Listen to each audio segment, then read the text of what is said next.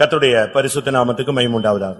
Glory be to the holy name of the Lord. எரேமியா தீர்க்கதரிசன புத்தகம் 1ஆம் அதிகாரம் 19ஆம் வசனத்தை ஒரு விசை வாசிக்க கேட்கலாம். Prophetical book of Jeremiah chapter 1 verse 19. எரேமியா 1ஆம் அதிகாரம் 19ஆம் வசனம். அவர்கள் உனக்கு விரோதமாய் யுத்தம் பண்ணுவார்கள், ஆனாலும் அவர்கள் உன்னை மேற்கொள்ள மாட்டார்கள். உன்னை ரட்சிக்கும்படிக்கு நான் உன்னுடனே இருக்கிறேன் என்று கர்த்தர் சொல்லுகிறார். கர்த்தருடைய பரிசுத்த நாமத்துக்கு மகிமை உண்டாவதாக. Glory be to the holy name of the Lord. இங்கே உனக்கு விரோதமாக ஒரு யுத்தம் நடக்கும், ஆனாலும் உன்னை மேற்கொள்ள மாட்டார்கள் என்று கர்த்தர் வாக்குத்தத்தம் கொடுக்கிறார். Here the Lord promises that there will be a battle against you, but they shall not prevail against thee. காரணம், உன்னை ரட்சிக்கும்படி நான் உன்னோடு கூட இருக்கிறேன். The reason is, I am with thee to deliver thee. வாழ்க்கை ஒரு யுத்த களம். The life is a battle. ஒவ்வொரு மனிதனும் அதிலே யுத்தம் செய்து கொண்டிருக்கிறான். And every man is fighting in it. சில நேரங்களில் வாழ்க்கையிலே யுத்தத்தில் அவன் ஜெயிக்கிறான். Sometimes he is overcoming in that battle. இவன் பலன் கொள்ளும் பொழுது சத்துரு பின்வாங்குகிறான். When he is overcoming, the enemy is backsliding. அடுத்து யுத்தகலங்களிலே வாழ்க்கையிலே இவன் அசதியாக இருக்கும் பொழுது சத்துரு இவனை மேற்கொள்ள முயற்சிக்கிறான். Nextly, when he is slack in his life, then enemy is trying to overcome him. இன்னும் வாழ்க்கையிலே அவன் அசதியாக இருக்கும் பொழுது அந்த சத்துரு இவனை மேற்கொண்டு விடுகிறான். And still when he is slack in his life, then Satan is totally overcoming him. இப்படித்தான் விழுகையும் எழுச்சியும் ஒரு மனிதனுடைய வாழ்விலே மறுபடியும் நடைபெற்று வருகிறது. This is how falling and rising takes place in a man repeatedly. ஆனால் கிறிஸ்தவ வாழ்க்கை என்பது அப்படி அல்ல. But Christian life is not so. அது ஒரு ஜெயம் கொள்ளுகிற வாழ்க்கை. That is an overcoming life. இல்லாவிட்டால் மேற்கொள்ளும் வாழ்க்கை. That is a victorious life. வாழ்க்கையிலே ஒவ்வொரு நாளும் பிரச்சனைகள் வரத்தான் செய்யும். அதை ஜெயிக்கிறது தான் தேவன் நம்மோடு கூட இருக்கிறார். There will be problems coming in our life every day, but to overcome it, the Lord is with us. இன்றைய மெசேஜ், கர்த்தர் உன்னை எந்த வல்லமையும் மேற்கொள்ள விடமாட்டார். Today's message is, the Lord will not allow any power to prevail against you. ஒரு வல்லமையும் உன்னை மேற்கொள்ள தேவன் அனுமதி கொடுப்பதில்லை. இதுதான் இன்றைய உனக்கு தேவன் கொடுக்கக்கூடிய செய்தி. The Lord will not allow any enemy power to prevail against you. இந்த மேற்கொள்ளுதல் என்பதை குறித்து நாம் இன்றைக்கு படிக்க போகிறோம், விளங்கிக் கொள்ள போகிறோம். Today we can understand about this term called prevailing. கர்த்தர் சொல்லுகிறார், உனக்கு விரோதமாக அவர்கள் யுத்தம் பண்ணுவார்கள். The Lord says that they will battle against you. யுத்தம் இல்லை என்று சொல்லவே முடியாது. We cannot say that there is no fighting. யுத்தம் இல்லாத நாடுகள் இல்லை. There are no nations without battle. யுத்தம் இல்லாத மனிதர்கள் இல்லை. There are no men without battle. யுத்தம் இல்லாத குடும்பங்கள் இல்லை. There are no families without battle. யுத்தம் இல்லாத வாழ்க்கை இல்லை. There is no life without battle. இன்றைக்கும் கூட அநேகர் வாழ்க்கையில யுத்தகளத்தில் தான் அவர்கள் போராடிக் கொண்டிருக்கிறார்கள். Even today many of them are striving in the battlefield. ஆனால் இவைகளுக்கு மத்தியிலே அநேகர் தோற்று போகிறார்களே. But in the midst of this, many of them are failing. பிரச்சனைகள் ஒரு சில நேரங்களில் அவர்களையும் மேற்கொண்டு விடுகிறது. The problems are trying to overcome them. கிறிஸ்தவன் மேற்கொள்ளும்படியாக அபிஷேகம் பண்ணப்பட்டவன். Christian is anointed that he might overcome. ஒரு கிறிஸ்தவனுடைய அழைப்பு என்பது மேற்கொள்ளும் அழைப்பு. The calling of a Christian is an overcoming calling. அவனுக்கு கொடுக்கப்பட்டதான கிருபை மற்ற வல்லமைகளை மேற்கொள்ளக்கூடிய கிருபை. The grace given to him is to overcome all the other powers. சகலத்தையும் கீழ்ப்படுத்தக்கூடிய ஒரு வல்லமையை தான் கர்த்தர் அவனுக்கு அபிஷேகத்தின் மூலமாய் தருகிறார். The Lord by his anointing is giving him the grace that he might subdue everything. ஒன்றை நீங்கள் புரிந்து கொள்ள வேண்டும். You should understand one thing. உங்களுக்கு கொடுக்கப்பட்ட வல்லமை ஏதோ ஒரு சாதாரண வல்லமை என்று நீங்கள் எடுத்துக்கொள்ள கூடாது. You should not think that the power given to you is an ordinary power. இந்த வல்லமையை கர்த்தர் ஒவ்வொருவருக்கும் ஒவ்வொரு விதங்களிலே பகிர்ந்து கொடுக்கிறார். The Lord is sharing his power to each one according to his ability. கொரிந்தியர்ல நாம் பார்க்கும் பொழுது when reading in Corinthians, ஒவ்வொருடைய நிலவரங்களுக்கு ஏற்றவண்ணமாக கர்த்தர் அதை பகிர்ந்து கொடுக்கிறார். According to each one's status, the Lord is sharing it. முதலாம் கொரிந்தியர் 12ஆம் அதிகாரம் 11ஆம் வசனத்தை பார்க்கும் பொழுது 1 Corinthians 12:11, தமது சித்தத்தின்படியே அவனுக்கு அவர் பகிர்ந்து கொடுக்கிறார். He is sharing everything or dividing it according to his will. பரிசுத்த ஆவியினுடைய வல்லமையை ஒவ்வொருவருக்கும் பகிர்ந்து கொடுப்பதின் நோக்கம் அவர்களுடைய வாழ்க்கையில் வருகிற அந்தந்த சூழ்நிலைகளிலே இவர்கள் மேற்கொள்ள வேண்டும். He has given the powers of the Spirit to everyone and is divided that they might overcome every situation in their life. அருமையானவர்களே, இந்த காலை வேளையிலே நீங்கள் எந்த நிலவரத்திலே வந்திருந்தாலும் இந்த காலை வேளையில் தேவன் உனக்கு கொடுக்கக்கூடிய வார்த்தை, அவர்கள் யுத்தம் பண்ணுவார்கள், ஆனால் அந்த வல்லமைகள் உன்னை மேற்கொள்ள முடியாது. Dear beloved, whatever situation you have come this morning, the Lord promises that they shall fight against thee but not prevail against thee. ஒன்று நீ ஒரு பேப்பர்ல எழுதி வைத்துக்கொள், இல்லாவிட்டால் உன் இருதயத்திலே எழுதி வைத்துக்கொள். You can write this down in a paper or in your heart. அவர்கள் உனக்கு விரோதமாய் யுத்தம் பண்ணுவார்கள். They shall fight against thee. அவர்கள் என்று சொல்லும் பொழுது ஒரு அந்நிய கூட்டத்தையே காண்கிறோம். When we say that we see an alien group. வியாதியின் வல்லமையாக இருக்கலாம். It might be power of sickness. பிசாசின் போராட்டமாக இருக்கலாம். It might be the striving of Satan. செய்வினை மந்திர கட்டுகளாக இருக்கலாம். It might be witchcraft of magic. தொழில் போராட்டங்களாக இருக்கலாம். It might be your problems with your business. இன்னும் பலவிதமான சக்திகளுடைய போராட்டங்களாக இருக்கலாம். Or it might be problems with other powers. உன்னுடைய குடும்பத்தாராக இருக்கலாம். It might be your family. உன்னுடைய நண்பர்களாக இருக்கலாம். They might be your friends. உன்னுடைய பகைஞனாக இருக்கலாம். They might be your enemy. எப்படிப்பட்ட ஒரு சூழ்நிலையாக இருந்தாலும் அவர்கள் எந்த கூட்டம் உனக்கு விரோதமாய் வந்தாலும் யுத்தம் பண்ணுவார்கள். ஆனால் உன்னை மேற்கொள்ள தேவன் அனுமதிப்பதில்லை. காரணம் உன்னோடு கூட இருக்கிறவர் உலகத்தில் இருக்கிறவனிலும் பெரியவர். Whatever group might come against you, they will fight against thee but not prevail against thee, because he that is with you is greater than he that is in the world. உலகத்தில் இருக்கிறவனில் எனக்குள்ள இருக்கிறவர் பெரியவர் என்று விசுவாசிகள் கரங்களை வைத்து அல்லேலூயா சொல்லுங்கள். ஆம் பிரியமானவர்களே, ஒவ்வொரு தேவனுடைய பிள்ளைகளும் உங்களுக்குள்ள இருக்கிற வல்லமையை முதலாவது நீங்கள் விசுவாசியுங்கள். அதை நோக்கி பார்த்து உங்களுடைய விசுவாசத்தை கட்டி எழுப்புங்கள். Every child of God should believe the power in you and should build up that power in you.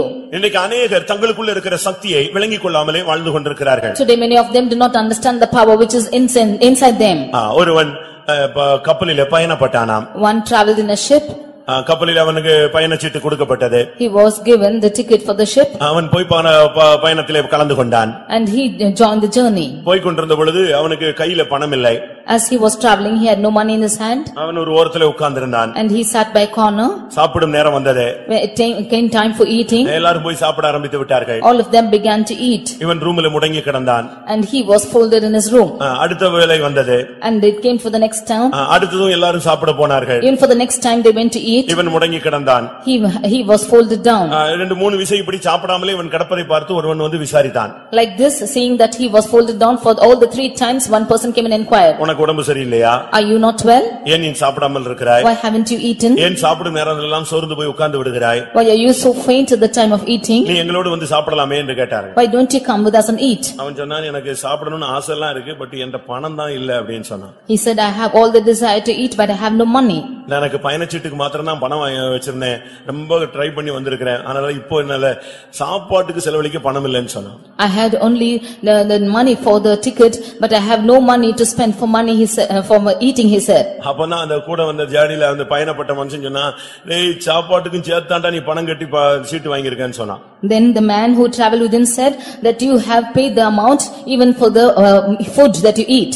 நீ அதுக்கும் சேர்த்து தான் உனக்கு பணத்தை வாங்கி இருக்கறாங்க. நீ ஏன் இப்படி ஒரு விவரம் தெரியாம உட்கார்ந்துட்டு இருக்கறேன்னு சொன்னான். They have got money even for the food that you eat. Why are you without knowing this? அதுபோல நீ கிறிஸ்தவனா மாறும் பொழுது, பெந்தேகோஸ்தேக்காரனா வரும் பொழுது, உன்னை ஆவியானவர் தொடும் பொழுது, உன் வாழ்க்கையில என்னென்ன வித ஃபேஸ் பண்ண போறேன்னு தெரிஞ்சு அதுக்குரிய அபிஷேகத்தை தான் உனக்குள்ள ஃபில் பண்றாரு. Like this, when you are a Christian, when you are a Pentecost, when you are being anointed, he is filling you with that anointing for the problems that you are facing in your life. ஒரு வண்டியில diesel engine பொருத்தி இருந்தா அவன் diesel fill பண்றான். But if the diesel engine is inserted in a vehicle, he is filling with the diesel. அவன் petrol engine வச்சிருந்தானா petrol engine அதுல fill பண்றான். If he has the petrol engine, he fills the petrol. கெரோசின்னா கெரோசினை fill பண்றான். If it is kerosene, he fills the kerosene. Even ஃளைட்னா அதுக்குரிய நல்ல A1 great அந்த பெட்ரோலை அவன் ஃபில் பண்றான். If it is flight, he is filling with that A1 petrol. ராக்கெட்னா அதுக்குரிய எரிபொருள் அங்கே நிரப்பப்படுகிறது. Even for the rocket, he is filling with that fuel. அதுபோல even so, உன்னுடைய அழைப்புக்கேற்ற உன் வாழ்வினுடைய உன்னுடைய இலக்கை பொறுத்து, உன்னுடைய அழைப்பின் மேன்மையை பொறுத்து, நீ போய் சேரக்கூடிய சிங்காசன பொறுத்து இந்த கிருபை, இந்த அபிஷேகம், இந்த வல்லமை, இந்த அக்கினி, இந்த அந்நிய பாஷை உனக்கு அருளப்படுகிறது. According to the calling, according to the greatness of your calling, according to the throne that you are going to, he is giving you this anointing and the power upon you. நீ போகிற பாதை அவருக்கு தெரியும். He knows the path you are treading through. உனக்குள்ள பிரச்சனையும் அவருக்கு தெரியும். He knows the problems you are facing. நீ அந்த நேரத்துல வந்து உன்னை ஃபில் பண்றது இல்ல. அவர் அதுக்கு ஏத்த கிருபையை உனக்கு ஏற்கனவே கொடுத்திருக்கிறார். இந்த கிருபையை கொண்டு நீ அதை தாண்டி போக வேண்டும். He is not filling the power at that moment, but he is already given you that grace. With that grace you should go forward. சில நேரங்களில் கிறிஸ்தவர்கள் தோற்கிறார்களே. Sometimes Christians are defeated. சில நேரங்களில் அந்நிய வல்லமைகள் அவர்களை மேற்கொள்ளுகிறதே. Sometimes alien powers are overcoming them. சில நேரங்களில் தேவனுடைய பிள்ளைகள் என்று வல்லமையாய் உபயோகிக்கப்பட்டவர்கள் தோற்று போகிறார்களே. Sometimes those who have been valiantly used by God have been defeated. எப்பொழுது ஒரு கிறிஸ்தவன் தோற்கிறான், எப்பொழுது ஒரு கிறிஸ்தவன் ஜெயிக்கிறான்? When is a Christian defeated or when is he prevailing? ஏன் தோற்று போகிறான்? Why is he defeated? எப்படி அவனை அந்த வல்லமைகள் மேற்கொண்டு விடுகிறது? How does those powers overcome them. இவன் அதை மேற்கொள்ள வேண்டும். ஏன் இவனை அந்த வல்லமைகள் மேற்கொள்ளுகிறது? He should overcome those powers, but why are those powers overcoming him? இதை தான் இப்ப வேதத்திலிருந்து அனலைஸ் பண்ணி இப்ப நம்ம படிக்க போகிறோம். That is what we are going to analyze from the word of God. நான் திரும்பவும் சொல்லுகிறேன். I again repeat. உனக்கு கொடுக்கிற வாக்குத்தத்தம் நீ அவைகளை மேற்கொள்ளுவாய். The promise given to you is that you shall prevail against them. அந்த வல்லமை உன்னோடு மோதும், ஆனால் உன்னை மேற்கொள்ள முடியாது. Their powers will dash against you, but they will not prevail against you. இத ஹார்ட்ல நல்லா எழுதி வச்சுக்க. You write this in your heart. வாழ்க்கையில இன்னொரு 40 வருஷம் நீ வாழ்ந்தா கூட எப்பொழுதெல்லாம் உனக்கு விரோதமா பிசாசு வந்து நிக்கறானோ அப்பெல்லாம் நீ சொல்லணும், நீ யுத்தம் தான் பண்ண முடியும், ஜெயிக்கிறது யார் தான் இருப்பா? நானா தான் இருப்பேன். You write this in your heart and say, whenever Satan is coming against you, you say that you shall fight against me, but I will be the one who is overcoming. யுத்தம் நீ என்னோடு பண்ணலாம். You can fight. என்னை காயப்படுத்தலாம். You can wound me. என்னை துக்கப்படுத்தலாம். You can make me sorrowful. என்னை நஷ்டப்படுத்தலாம். You can put a loss. இதெல்லாம் நடந்துட்டே இருக்கும். ஆனா முடிவுன்னு சொல்லும் பொழுது ஃபைனல் ரவுண்ட்ல நான் தான் உன்னை மேற்கொள்வேன். But at the final round I will overcome you. இனி என் வாழ்க்கையில இப்படிப்பட்ட சூழ்நிலைகளை நான் இப்படி சொல்லுவேன்னு சொல்றவங்க கைகளை வைத்துங்க பார்க்கலாம். All this is say that I will. நீங்கலாம் அப்படி இந்த மிலிட்டரியில நிக்கிற மாதிரி நிக்கணும். You should stand like people in military.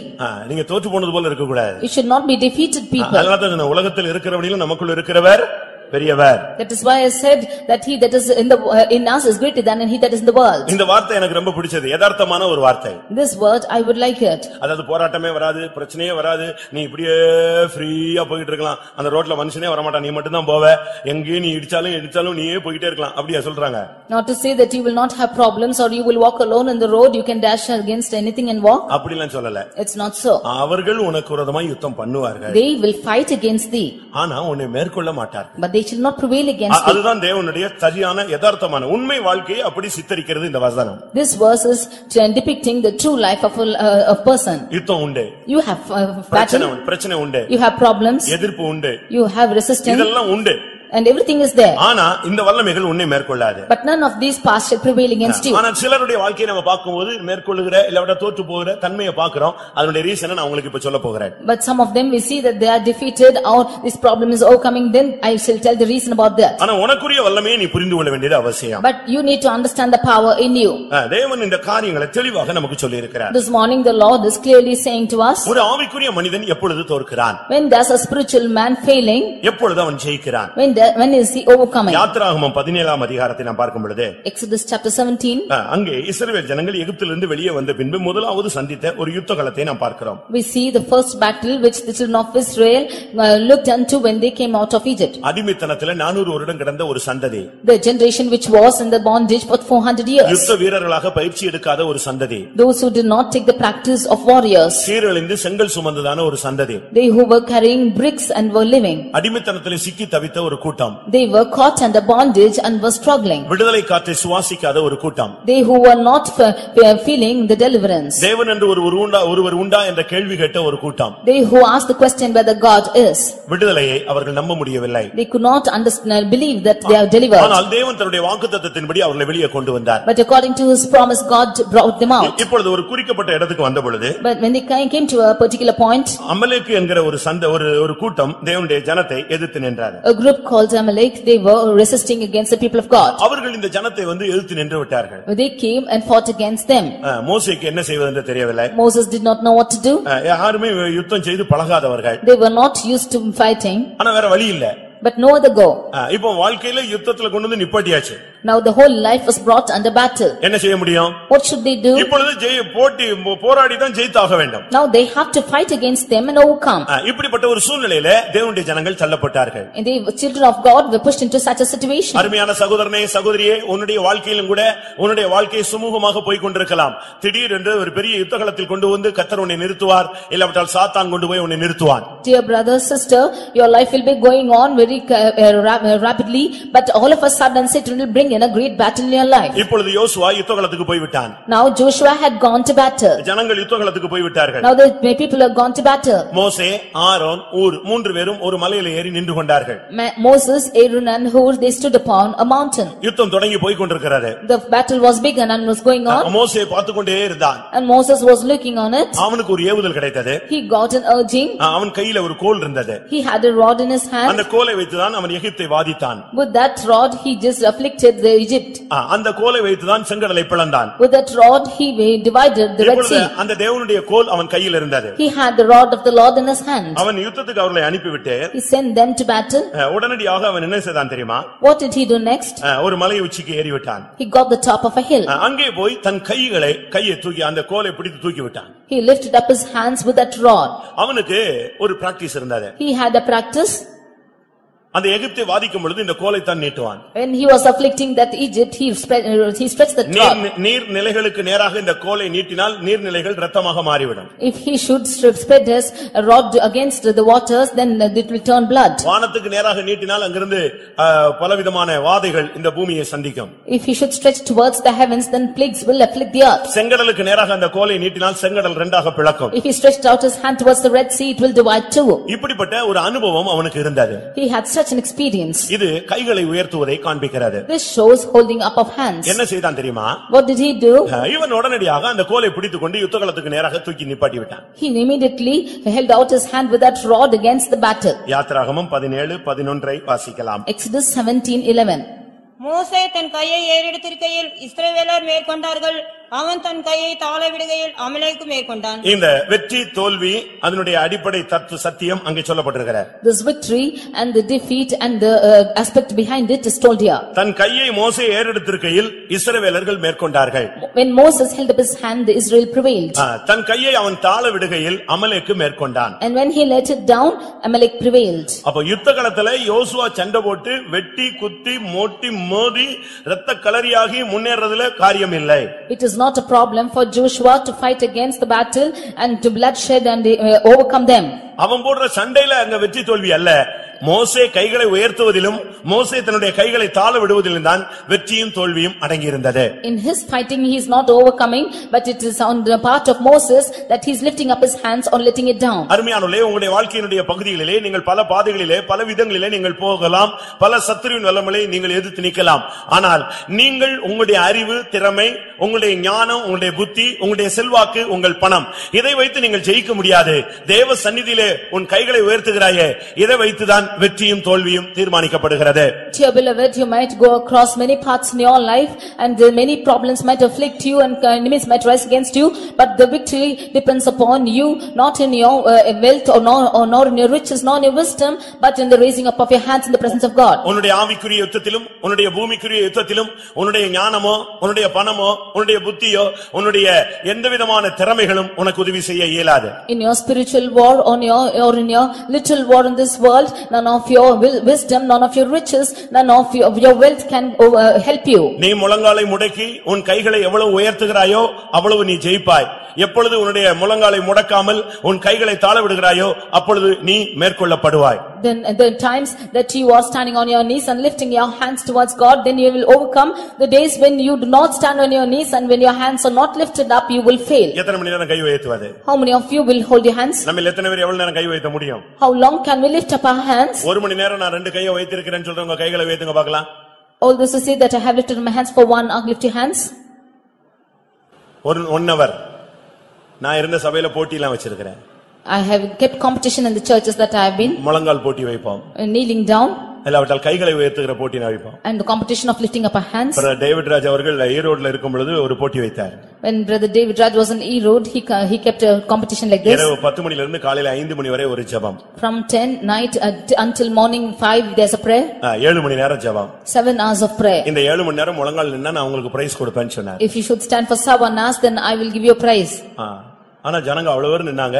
கடைசில 14 பேர் ஜெயிச்சாங்கன்னு சொன்னாங்க. All the people stood like that and 14 of them were victorious. 7 மணி நேரம் முழங்கால்ல நிப்பாரு. Standing on knees for 7 hours. யாராவது நின்றீங்களா? இங்கேயே ஒரு கோரசுக்குள்ள நீங்க உட்கார்ந்துறீங்க, அடுத்த கோரசுக்குள்ள எந்திரிச்சு பாத்ரூம் போயிடுறான், அடுத்த கோரசுக்குள்ள வந்து உள்ள உட்கார்றான். இப்படி இருந்தா நம்ம எப்படி வாழ்க்கையில ஜெயிக்கிறோம்னு யோசிச்சு பாருங்க. ஜெயிக்க முடியும்னு யோசிச்சு பாருங்க. Here itself, if you are sitting down for one chorus and standing on knees for one chorus and nextly getting up and going out, then how will you overcome in your life? நான் முழங்கால் ஜெபம் வைத்தேன் 3 மணி நேரம். I have kept kneeling down prayer for 3 hours. அதுல ஒரு 40-50 பேர் ஜெயிச்சிட்டாங்க. And around 40 or 50 of them overcame.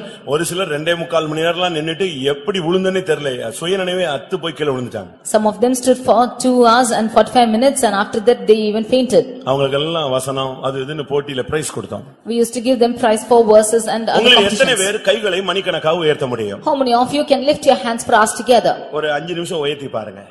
Lift up your hands for 5 minutes. 10 நிமிஷம் உயர்த்தி பாருங்க. Just for 10 minutes. இன்னைக்கு வீட்ல போய் உயர்த்தி பாருங்க. அதுல தான் வெற்றி தோல்வியே இருக்கு. You go and lift your hands and see in that lies your victory or failing. ஒரு கால் மணி நேரம் உயர்த்தி பாருங்க. Lift your hands for 15 minutes. 20 நிமிஷம் உயர்த்தி பாருங்க. Just for 20 minutes. half an hour உயர்த்தி பாருங்க. And for half an hour. 1 hour உயர்த்தி பாருங்க. And lift for 1 hour. மோசே மணிக்கணக்கா உயர்த்தினான். Moses lifted his hands for hours together. தன் ஜனம் ஜெயிக்க வேண்டும். That his people might be நீ victorious. ஜெயிக்கணும்னு நினைச்சா கர்த்தருடைய சமூகத்திலே கைகளை உயர்த்து. உனக்காக எத்தனையோ மணி நேரங்கள் சிலுவையிலே அவர் கைகள் உயர்த்தப்பட்டிருந்தது. If you should be victorious, you lift your hands in the presence of God. He has lifted up his hands on the cross for us together for you. கைகளை உயர்த்துதல் என்பது ஒரு பெரிய சத்தியம். Lifting up of hands is a great truth. கைகளை உயர்த்தினவன் தோற்று போனதே கிடையாது. He who has lifted up his hands had never failed. 1 தீமோத்தேயுல சொல்லி இருக்கிறது 2:8ல புருஷர்கள் எப்பொழுது ஜெபித்தாலும் தங்கள் கைகளை பரிசுத்த கைகளை உயர்த்தி ஜெபிக்க வேண்டும். In 1 Timothy 2:8 we see that the brethren whenever they pray they should lift up their holy hands and pray. 77ஆம் சங்கீதத்திலே சங்கீதக்காரன் என்ன சொல்கிறான்? In 77th Psalm what does the psalmist say? என் கைகள் தளராமல் விரிக்கப்பட்டிருந்தது. My hands were stretched out without faint. 77:2ல இரவிலும் என் கை தளராமல் விரிக்கப்பட்டிருந்தது. In 77:2 he says that at night my hands were not faint. ஆண்டவரும் கூட தம்முடைய ஜனத்துக்காக தன்னுடைய கைகளை உயர்த்துகிறார். Even the Lord lifted up his hands for his people. நான் என் கையை உனக்காக உயர்த்துகிறேன். I have lifted up my hands for you. ஆண்டவரும் கூட உயர்த்துகிற தேவன்தான். Even the Lord is the one who is lifting up. தன்னுடைய ஜனங்கள் ஜெயிக்க வேண்டும் என்பதிலே அவரும் மிகவும் கவனமாகவே இருக்கிறார். He is also very careful that his people might be victorious. ஆண்டவரும் கூட இந்த காரியத்திலே ரொம்ப கவனமாகவே இருக்கிறார். Even the Lord is very careful in this matter. அருமையானவர்களே, உங்களில் எத்தனை பேர் இந்த கைகளை உயர்த்துகிற சத்தியத்தை நீங்கள் உணர்ந்திருக்கிறீர்கள்? Dear beloved, how many of you have understood this portion of lifting up of hands? நீ உன்னுடைய கைகளை உயர்த்தினால் உன்னுடைய குடும்பம் ஜெயிக்கும். உன்னுடைய ஜெபத்திலே நீ கைகளை உயர்த்தி நீ பழக வேண்டும். If you should lift up your hands, then your family will overcome. You should practice lifting your hands in prayer. மோசே தன்னுடைய கைகளை தாழ விட்டான். Moses became faint in his hands. வயசான மனுஷன் ஒரு கோலை வச்சிட்டு எவ்வளவு நேரம் நிப்பான் யோசிச்சு பாருங்க. He was an aged person with that rod. How can he stand? நான் ஒரு faith homeல ஊழியம் செய்த பொழுது I was ministering in a faith home. ஒரு சகோதரி மிகவும் வியாதிப்பட்டார்கள். And one sister was very sick. ஒரு விசுவாசி சகோதரி. A believer sister. ரொம்ப serious. She became very serious. ரொம்ப சின்ன வயது. She was very young. உடனே என்னை கூப்பிட்டாங்க. And they called me. நான் தூக்கத்திலே எழும்பி போனேன். In my sleep I went. நேரா போய் அங்க கொஞ்ச நேரம் ஜெபித்தேன். I went there straight and prayed for some time. ஒண்ணு ஆகாதுன்னு சொல்லிட்டு வந்துவிட்டேன். And I said a word and came. கொஞ்ச நேரம் அவர் அமைதியா இருந்தது போல இருந்தாரு. After for some time she was calm. நான் திரும்ப வீட்டுக்கு faith home வந்துவிட்டேன். And I came back to the faith home. ஒரு கால் மணி நேரம் தூங்கி இருப்பேன். திருப்பி வந்து சொன்னாங்க ரொம்ப சீரியஸ்னு சொன்னாங்க. After 15 minutes they came and said that she is too serious. நான் திரும்பவும் போய் கொஞ்ச நேரம் ஜெபித்தேன். Again I went and prayed for her. கொஞ்சம் பரவாயில்லைன்னு சொன்னாங்க. And they said she was okay. திரும்ப நான் வந்துவிட்டேன். Then I came back.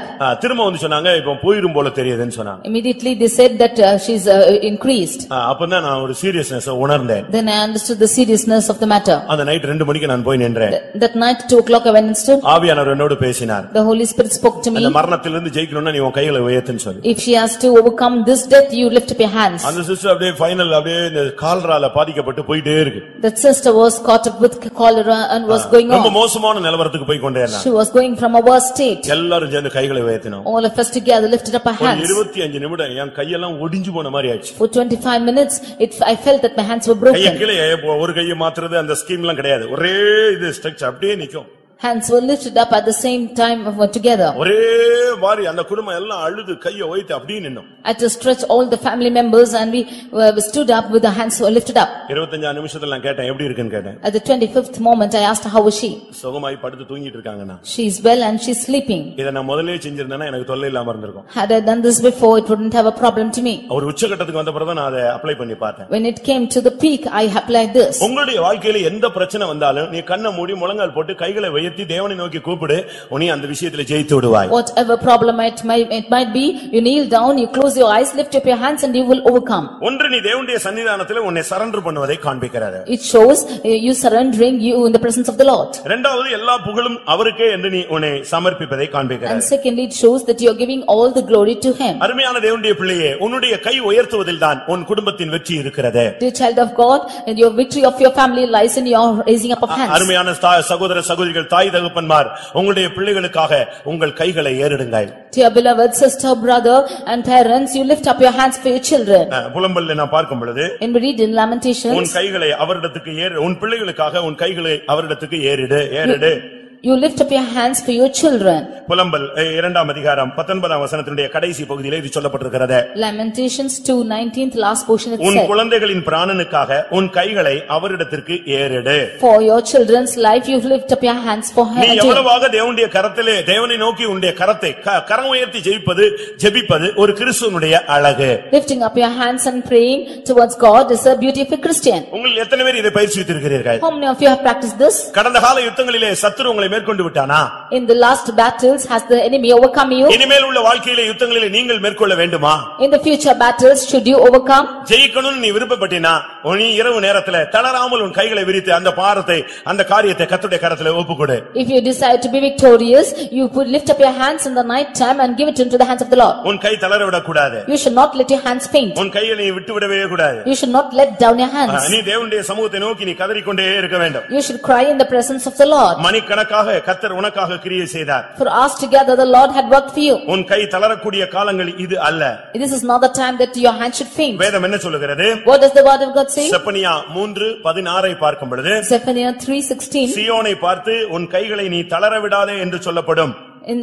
Unto Zion he says that you should not faint your hands. ஒரு ஊழியக்காரன் சொல்றான் தன்னுடைய கையை தளரவே விடக்கூடாது. சபை ஜெயிக்கணும்னு சொன்னா அவன் ரெண்டு கையை உயர்த்தி எப்பொழுதும் தேவனை துதித்துக் கொண்டே இருக்க வேண்டும். If the servant of God should pray, if he lifts up his hand and praise God, he should not let his hands to be slack. ஒரு தேவனுடைய பிள்ளையை கர்த்தர் மேற்கொள்ளும்படியாகவே அழைத்திருக்கிறார். The Lord has called a child of God that he should overcome. நீ சகல வல்லமைகளை மேற்கொள்ள வேண்டும். You should overcome all powers. அதுக்காகவே கர்த்தர் உன்னை யுத்தகளத்திலே கொண்டு வருகிறார். For that purpose he is bringing you into the battlefield. ஆவிக்கு விரோதமாய் மாம்சமும் மாம்சத்துக்கு விரோதமாய் ஆவியும் ஒன்றுக்கு ஒன்று எதிரடையாக நியமிக்கப்பட்டிருக்கிறது. The spirit will fight against and the flesh against the spirit, and it's determined. இந்த யாத்திராகமம் 17ஆம் அதிகாரத்தில் நடந்த யுத்தம் என்ன யுத்தம் தெரியுமா? Exodus 17 chapter, the battle which was conducted, what was it? இந்த இடத்தில் தான் தேவன் தன்னை யெகோவா நிசி என்று வெளிப்படுத்தினார். It is here that the Lord proved that he is Jehovah Nissi. ஒரு பக்கத்திலே அமலேக்கிற்கும் இஸ்ரவேலுக்கும் நடந்த ஒரு யுத்தம். On one hand it's the battle between the Amalekites and the Israelites. ஆனால் இன்னொரு பகுதியில பார்க்கும் பொழுது, But on the other hand, யாத்திராகமம் 17:16 பார்க்கும் பொழுது, Exodus 17:16 when we read, அது கர்த்தருடைய சிங்காசனத்துக்கு விரோதமான யுத்தம். This is the battle against the throne of God. வாசியுங்கள். அமலேக்கின் கை கர்த்தருடைய சிங்காசனத்துக்கு விரோதமாய் இருந்தபடியால் தலைமுறை தோறும் அவனுக்கு விரோதமாய் கர்த்தரின் யுத்தம் நடக்கும் என்றார். அவனுடைய யுத்தம் கர்த்தருடைய சிங்காசனத்துக்கு விரோதமான யுத்தம். It is the battle against the throne of the Lord. இந்த உலகத்திலே ஒவ்வொரு காரியத்திலும் அவன் ஜெயிக்கிறதுக்கு காரணம் எப்படியாயினும் உன்னை சிங்காசனத்துக்கு போக விடாம தடுக்கும்படியாகவே. He is victorious over you in this world that he might hinder you from going to the throne. அவர்கள் உனக்கு விரோதமாக யுத்தம் பண்ணுவார்கள், ஆனால் மேற்கொள்ள மாட்டார்கள். மேற்கொள்ளாமல் இருக்க வேண்டுமானால் உன் கைகளை நீ ஏறெடு. They shall fight against you but not prevail. If you have to prevail, then you lift up your hands. ஜெயிக்கணும்னு எத்தனை பேர் ஆசைப்படுறீங்க? How many of you decide to be இன்னையில victorious? இருந்து நீங்க கைகளை உயர்த்துவீங்களா? From today will you lift up your hands? Daily நைட்ல எவ்வளவு நேரம் கை உயர்த்துவீங்க? How long will you lift your hands at night? நீங்க யோசிச்சு பாருங்க. Just think and see. ஒரு பிள்ளை +2 எழுதுனா, One girl wrote +2 அவங்க அம்மாவுக்கு அவளை எப்படியாவது மெடிக்கல்ல சேர்க்கணும்னு ஆசை. and her mother desired to join her in medical. நல்ல ஆசை. It was a good desire. ஆனா பிள்ளை இப்ப mark எடுக்கணுமே. But the child has to get that marks. என்ன பண்றது? What should she do? அவங்க 1 மணி நேரம் கை வைத்தினாங்க. And she lifted up her hands for 1 hour. கர்த்தர் ஜெயிக்க வச்சாரு, மெடிக்கல் கிடைச்சது, படிச்சு வேலைக்கு வந்துட்டான்னு வெச்சுக்கோங்களேன். The Lord helped her. She has done உலக பிரகாரமான காரியமோ ஊழிய பிரகாரமான காரியமோ விசுவாச காரியமோ உன்னுடைய கைகளை நீ தேவனுடைய சமூகத்திலே ஏறெடுத்து ஜெபித்து பழகு. Whether it is worldly matters or your spiritual matters, you lift your hands and you start praying. முழு மனக்குலத்தை மீட்கும்படியாக சிலுவையிலே தன் கைகளை அவர் ஏறெடுத்து அடிக்கப்பட்டவராய் தொங்கிக் கொண்டிருந்தார். Jesus lifted up his hands on the cross that he might save the whole mankind. உன்னுடைய தேவனை நீ யெகோவா நிசி என்று சொல்ல வேண்டுமானால் உன் கைகள் உயர்ந்தால் உன்னை எந்த வல்லமையும் மேற்கொள்ள முடியாது. If you should call your God as Jehovah Nissi, if your hand is lifted up, no power can prevail. நமக்கு ஒரு டாக்டர் இருக்கிறார். We have a doctor. அவர் அக்குபஞ்சர்ல ஸ்பெஷலிஸ்ட். அவர் வந்து அக்குபஞ்சர் மெடிசின்ல ஸ்பெஷலிஸ்டான ஒரு doctor. He is a specialist in acupuncture. ரொம்ப ஃபேமஸான ஒரு விசுவாசி அவர். He is a famous believer. நல்ல விசுவாசி. அவர் அக்குபஞ்சர்ல ரொம்ப specialist. He is specialized in acupuncture. அவர்ட்ட ஒரு டாக்டர் வந்து இவர்ட்ட ட்ரீட்மெண்ட் எடுக்க ஒரு டாக்டர் வந்தாரு. And the doctor came for a treatment unto him. அவரை கூட்டி வந்தது அந்த டாக்டருடைய மக. அவ ஒரு டாக்டர், அவ தான் கூட்டி வந்தது. His daughter who was a doctor, she brought him to him. அந்த அக்குபஞ்சர்ல அந்த பின்ஸ் அந்த ஹூக் எல்லாம் குத்துவாங்க, ஒவ்வொரு பின் குத்துவாங்க. They will plug in pins in that acupuncture. அதுபோல இந்த நம்முடைய விசுவாசி அவருக்கு அந்த அக்குபஞ்சர் மெடிசினை ஸ்டார்ட் பண்ண ட்ரீட்மென்ட் ஸ்டார்ட் பண்ணார். Even so our believer started the treatment of acupuncture with him. என்னத்த குத்துனாரோ தெரியல, திடீர்னு அந்த ஆளு ஃபைனல் ஸ்டேஜுக்கு போயிட்டார். He did not know what he plugged in. He went to the final stage. திடீர்னு பார்த்தா ஆள் collapse. All of a sudden he is collapsing. ஏதோ ஒரு ட்ரீட்மென்ட்க்கு வந்தாரு, இவர் குத்துனாரு, கடைசில அவர் வந்து கொலாப்ஸ்க்கு போயிட்டார். He came for some treatment but suddenly he went into collapse. அந்த மகா ஒரு டாக்டர், அது அங்க நின்னு அப்படியே துடிச்சிருச்சு. The mother his daughter was a doctor and she was struggling there. அப்பாவை காப்பாத்த முடியல. And he could not save her சுத்தி father. நிக்கிறது எல்லாமே டாக்டர், ஆனா எல்லாமே இப்ப கொலாப்ஸ் ஆயிட்டே இருக்கு. All are doctors but it's all collapsing. அது என்ன பண்ணிருச்சு?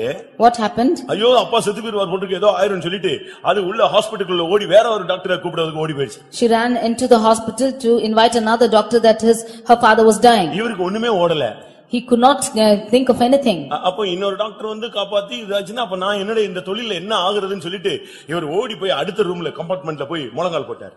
He was thinking if another doctor should come and save him, what will happen to my business? Then he went to the next door and he started on stand knees. போய் முழங்கால் போட்டு கையை வைத்து சுவாமி இந்த விஷயத்துல என்னை கைவிட கூடாது. He knelt down, lifted up his hands and said, God, you should not forsake me. என்ன செய்வீரோ எனக்கு தெரியாது. I do not know what you will do. என் ட்ரீட்மென்ட் என் அறிவு என் புத்தி ஒண்ணும் வேலை செய்யல. None of my treatment nor my knowledge did work. இப்ப ஏதாவது இவருக்கு ஆச்சு, இதோட நான் எல்லாத்தையும் லாக் பண்ணிட்டு போயிட வேண்டியதான். If anything should happen now, I should lock off everything. முழங்கால போட்டு ஒரு நிமிஷம் கை வைத்து அழுது கையை வைத்து அப்படியே நின்னார். He just stood on his knees and he with his hands lifted up on his tears. ஒரு இளைப்பாறுதல் வந்து தொட்டது. He got a rest. எழும்பி உள்ள வந்தார். And he got up and came. அதுக்குள்ள அவ போய் வேற டாக்டர் ஸ்பெஷலிஸ்ட் எல்லாம் இழுத்துட்டு ஓடி வந்தா. Within that she called the other specialists and came. அவங்க வர்றதுக்கு ஒரு செகண்டுக்கு முன்னால இவர் உள்ள போனார். Even before 1 second they could come, he went in. Doctor நார்மலுக்கு வந்துட்டார். The doctor came back to the normal. Collapse ஆன ஆளு இப்ப நார்மலுக்கு வந்துட்டார். One who was collapsed came back to normal. ஒரு செகண்ட்ல அந்த கை உயர்த்துதல் ஒரு மனிதனுடைய ஜீவனை மீட்டு கொடுத்தது. The lifting up of his hands redeemed a man's life. அவருடைய தொழிலையும் மீட்டு கொடுத்தது. His business also was redeemed. நீங்க சூழ்நிலைகள் மத்தியில கை வைத்துவீங்களா? In the midst of situations, are you lifting up your hands? இந்த கூட்டத்துல எல்லா சகோதரிகள் எல்லா சகோதரர்கள் தாய் தகப்பன்மாரெல்லாம் ஒரு பிரதிஷ்டை பண்ணுங்க. டெய்லி நைட் 1/4 மணி நேரம் நான் கை வைத்துவேன்னு சொல்லுங்க. This meeting, or every brother, every sister, you should make a determination that you will lift up your hands for 15 minutes every day. நீ போய் சண்டை போட வேண்டாம். Do not fight. நீ போய் மனுஷன்ட்ட போராட வேண்டாம். Don't strive with man. நீ அவன்ட்ட போய் வாக்குவாதம் பண்ண வேண்டாம். Don't go and cause confusions there. எவன் கால்ல நீ உள வேண்டாம். You do not fall at anyone's feet. யாருடைய செல்வாக்கு உனக்கு தேவையில்லை. You do not want anyone's riches. நீ முழங்கால முடக்கி கைகளை உயர்த்தி இந்த 1/4 மணி நேரம் நின்னுட்டு அடுத்த நாள் நீ போ, கர்த்தர் உனக்காக யுத்தம் பண்ணுவார். You will kneel down, lift up your hands for 15 minutes and go the next day the Lord will fight for your battle. ஒரு ஊழியக்காரர் வெளியே போயிருந்தபோது A servant of God when he had gone out, அந்த பகுதியில் உள்ள ஜனங்கள் இவரை அவமானப்படுத்த எண்ணினார்கள். the people in that place wanted to put him to shame. அவருடைய ஜன்னல் வழியாக அவருடைய பெட்ல ஒரு ஒயின் பாட்டில் தூக்கி உள்ள வச்சிட்டாங்க. Through his window they took a white bottle and kept inside. தலையணைக்கு கீழே அவர் குடிகாரர் மாதிரி வச்சிட்டாங்க. Beneath his pillow they kept a bottle as though he is a drunkard. கடைசில அவர் வர்றதுக்குள்ள ஒரு பெரிய பரபரப்பு உண்டாக்கி இந்த போதகர் குடிக்கிறாரு அப்படி இப்படின்னு சொல்லி ஒரு பிரச்சனை வந்துட்டாங்க. Before they came back they made a great violence saying that this preacher is drinking and they caused a violence. இவர் வந்து பார்த்தா இவர் பெட்ல இவர் கட்டிலுக்கு இவர் தலையணைக்குள்ள என்ன இருக்கு? பாட்டில் இருக்கு, மதுபானம் இருக்கு. When he came back and saw there was a bottle and beneath his pillow in his bed. அசிங்கமாய் போயிடுச்சு. He was ashamed. இவருக்கு எப்படி இப்படி வந்துச்சு, யார் என்ன பண்ணான்னு ஒரே குழப்பம். He was confused as to what happened and how it came into his room. அடுத்த நாள் காலையில 10 மணிக்கு ஸ்டேஷன்ல என்கொயரி வச்சிருந்தாங்க. Next day 10 o'clock he had an inquiry in that station. இவருக்கு எப்படி தூக்கம் வரும்? How will he sleep? நாளை காலையில எப்படி போய் அவனை அந்த இன்ஸ்பெக்டர் ஃபேஸ் பண்றான்? அவன் கேட்பான், நீ எல்லாம் ஒரு போதகரான்னு கேட்பான். He will ask, are you a preacher like this? என்னதுக்கு பைபிள் தூக்கிட்டு சுத்துறேன்னு கேட்பான். Why are you carrying the Bible and walking? அதை விட நீ வேற வேலை பார்க்கலாம்னு சொல்லுவான். You can go and look into any other job. நான் அப்படி ஒரு ஊழியம் செய்யணுமா? Should I do such a ministry? என் மேன்மை பாராட்டுதலை ஒருவன் அவமாக்குதலை பார்க்கல நான் செத்து போறது நல்லது. More than another person putting my greatness into shame, it is good that I die. நான் 10 மணிக்கு போறேன், நீங்க என்னனாலும் பண்ணுங்க சுவாமி. He will go 10 o'clock, you do whatever you want. முழங்கால் நின்னு கையை உயர்த்தினாரா. He stood on knees and lifted up his hands. காலையில மன துக்கத்தோடு போனார். And next morning he went with great sorrow. இவர் ஸ்டேஷன் போனாரு. He went to the station. ஜனங்கள்லாம் இவன் வசமா இந்த பாஸ்டர் மாட்டிக்கிட்டாருன்னு சொல்லி எதிர்பார்த்தாங்க. All the people expected that this pastor got caught. இதோட இவர் ஊழியம் முடிஞ்சது. With this his ministry is closed. இதோட இவர் இந்த ஊரை விட்டு போய்டுவாரு. He will get out of this place. இனி இந்த மதத்தை பத்தி பேச்சு இருக்காது. He will speak no more of this religion. இப்படி பல எதிர்பார்ப்புகள்ல இவர் ஸ்டேஷன் போறார். With such anticipation he came inside. இவர் ஒரே ஜெபம்தான். He was in prayer. என்ன பண்ணுவீங்களோ நீங்க பேசுங்க, நீங்க இப்போ என் கூட வரணும். Lord, you should come with me. Whatever you do, you should come with me. இவர் என்டர் ஆகி அந்த ஸ்டேஷன் வாசல்ல போனா அங்க வாசல்ல ஒரு போலீஸ்காரன் நின்னான். As he entered the police station, there was a policeman standing out. நான் இப்படி பாஸ்டர் வந்திருக்கேன்னு சொன்னார். He said that I am the pastor. அவர் போய் உள்ள சொல்லிட்டு வந்தார். He went and told inside. அந்த நேத்து பிரச்சனையான அந்த பாஸ்டர் வந்திருக்காரு. The pastor who was going to problem yesterday has come. வர சொல்லுன்னு சொன்னாங்க. He invited him inside. இவர் உள்ள போனார். He went in. இவர் அந்த ஸ்டேஷன்ல என்டர் ஆகி ஸ்டெப் உள்ள என்டர் ஆன உடனே இவர் உள்ளதான் போறாரு. அந்த இன்ஸ்பெக்டர் சேரோட கீழ தலைகீழ போய் விழுந்துட்டான். As he went inside the station, that inspector fell down over the தேவ சமூகம் முன்னால போகுது. The presence of God is going before him. இவர் உள்ள என்டர் பண்ணா அவன் விழுந்து எழும்பி சேர தூக்கி வச்சிட்டு உட்கார்ந்திருக்கான். அப்பதான் எழும்பி உட்கார்றான். When he entered in, he was taking the chair and he was just seated down. இவரை பார்த்த உடனே ஒண்ணும் இல்ல, நீங்க போயிடுங்க, தயவு செய்து நீங்க போயிடுங்க, உங்க மேல எந்த பிரச்சனையும் இல்ல, நீங்க போயிடுங்கன்றான். He said, no problem with you, you please go off from this place, no problem with you. இல்ல என்ன ஏதோ நீங்க தயவு செய்து நீங்க போங்க, நீங்க ஸ்டேஷனே வர வேண்டாம், நீங்க போய் உங்க ஊழியத்தை பாருங்கன்னு சொல்லி அனுப்பிட்டான். He said, you please go off, do not come to the station, go and sit in the ministry. நீங்க கை வைத்திட்டு போங்க, காலையில ஆபீஸ்க்கு நீங்க போகும்போது. You lift your hands and go to your office. பிசினஸ்க்கு போகும்போது கொஞ்ச நேரம் கை வைத்திட்டு போ. Before going to business, lift your hands and go. ஊழியத்துக்கு போகும்போது கொஞ்ச நேரம் கை வைத்திட்டு போ. Before going to ministry, lift your hands and go. வேலைக்கு போகும்போது கொஞ்சம் கை வைத்திட்டு போ. Before going to work, you lift your hands and go. கர்த்தருடைய கரத்துல நீ அதை ஒப்பு கொடுத்துட்டு நீ போயிடு. You yield yourself into the hands of the Lord and go. உன் கைகளை நீ ஏறெடுத்தால் நீ ஜெயிப்பாய், உன் கையை நீ தாழ விட்டால் நீ தோற்பாய். When you lift your hands, you will overcome. When you let down your hands, you will be defeated. எங்களுடைய போராயுதங்கள் மாம்சத்துக்குரியவைகள் அல்ல, அரண்களை நிர்மூலமாக்கத்தக்க தேவ பலமுள்ளவைகள் என்று பவுல் கொரிந்தியருக்கு பேசுகிறார். Our weapons are not of the flesh, but it is able to destroy the strong foes. உன் கையை நீ தாழ விட்டால், நீ ஜெபத்துல குறஞ்சு போனினா, நீ கை வைக்கிற அந்த விஷயத்துல குறஞ்சு போனினா நீ தோத்துக்கிட்டே போவ. If you let down your hands or in prayer, if you are failing, then you will be defeated. கை கொஞ்சம் வலிக்கத்தாங்க செய்யும். Your hands will pain. சாதாரணமா இருக்காது. It's not ordinary. மோசே குறித்து சொல்லி இருக்கிறது கைகள் தாழ விட்டான். அந்த வயசுல அவன் எவ்வளவு நேரம் அந்த கோலை பிடிச்சு நிப்பான் யோசிச்சு பாருங்க. When it is said about Moses in his aged place, how can he hold the hands? வீட்ல இருந்து இங்க வர்றது கூட பைபிளை கையில தூக்க முடியாம தானே வைஃப் கிட்ட கொடுத்து பிள்ளைகள்ட்ட கொடுத்து தூக்கிட்டு வர சொல்ற. அவ்வளவு வீக் நீ இப்போ. Even from coming from your home to faith home, you are asking your wife to carry the Bible, you are so weak. ஆனா எப்படி நீ கோலை வைத்து எவ்வளவு நேரம் நிக்க முடியும்? How can you lift the rod and stand for some time? நான் ஒரு இடத்துல போட்டி வச்சேன், ஒரு ஜெபம் வச்சேன். அதுல ஃபுல்லா கையில பைபிளை தூக்கி ஜெபம் பண்ணனும். அவன் இருக்கறானா உயிரோட இருக்கானா இல்லையான்னு பாத்துறலாம். I conducted a competition that he should hold this Bible and pray if he is alive or not we can see. உன்னுடைய கைகளை உயர்த்தினால் நீ ஜெயிப்பாய். If you lift your hands you will be victorious. உன்னை எந்த வல்லமையும் மேற்கொள்ள முடியாது. No power can overcome you. இத சேலஞ்ச் மாதிரி எடுத்து இத நீங்க பயிற்சி பண்ணுங்க. You can take this as a challenge and practice it. ஜெயிக்கணும்னு ஆசைப்பட்டினா ஊழியத்துல, வாழ்க்கையில, போராட்டங்களில, வியாதிகளில நீ ஜெயிக்கணும்னு ஆசைப்பட்டியா, நீ இன்னையில இருந்து கைகளை உயர்த்துற ஒரு பிராக்டீஸ் கொண்டு வா. If you want to overcome in your life, in your ministry, in your problems, in your difficulties, then practice lifting up your hands. வெற்றியும் தோல்வியும் உன் கைகள் உயர்த்துவதிலே இருக்கிறது. The victory and defeat is laid upon your lifting up your hands. அடுத்து சிம்சோன் தோற்று போனான். Nextly Samson failed. அவன் எப்படி தோற்று போனான்? How did he fail?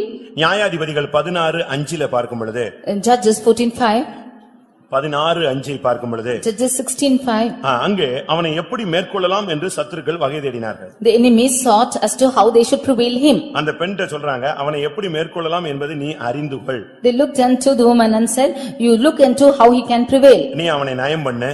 You just entice him அவனே மகாபலம் எதிலே உண்டாயிருக்கிறது என்று கேட்டுப்பார். and see where his strength lieth. எப்படி அவனை மேற்கொள்ளலாம் என்பதை மாத்திரம் நீ அறிந்துகொள். And by what means we may prevail him, you will understand this. அதுதான் பிசாசுனுடைய தந்திரம். This is the wile of Satan. உன்னை எப்படி மேற்கொள்ளலாம்னு அவன் ட்ரை பண்ணிட்டே இருப்பான். He is trying as to how he shall prevail you. பணத்தை கொடுத்துட்டு பின்வாங்கிடுவானா?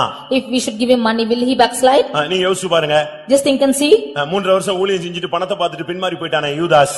After 3.5 years of ministry, Judas backslided with money. வருஷக்கணக்காக Gehazi எலிசாவுக்கு ஊழியம் செஞ்சுட்டு கடைசில ஒரு வஸ்திரத்துக்காக ஒரு மாற்று வஸ்திரத்து நிமித்தம் தோற்று போனானே, குஷ்டரோகியாக மாறி போனானே கேயாசி.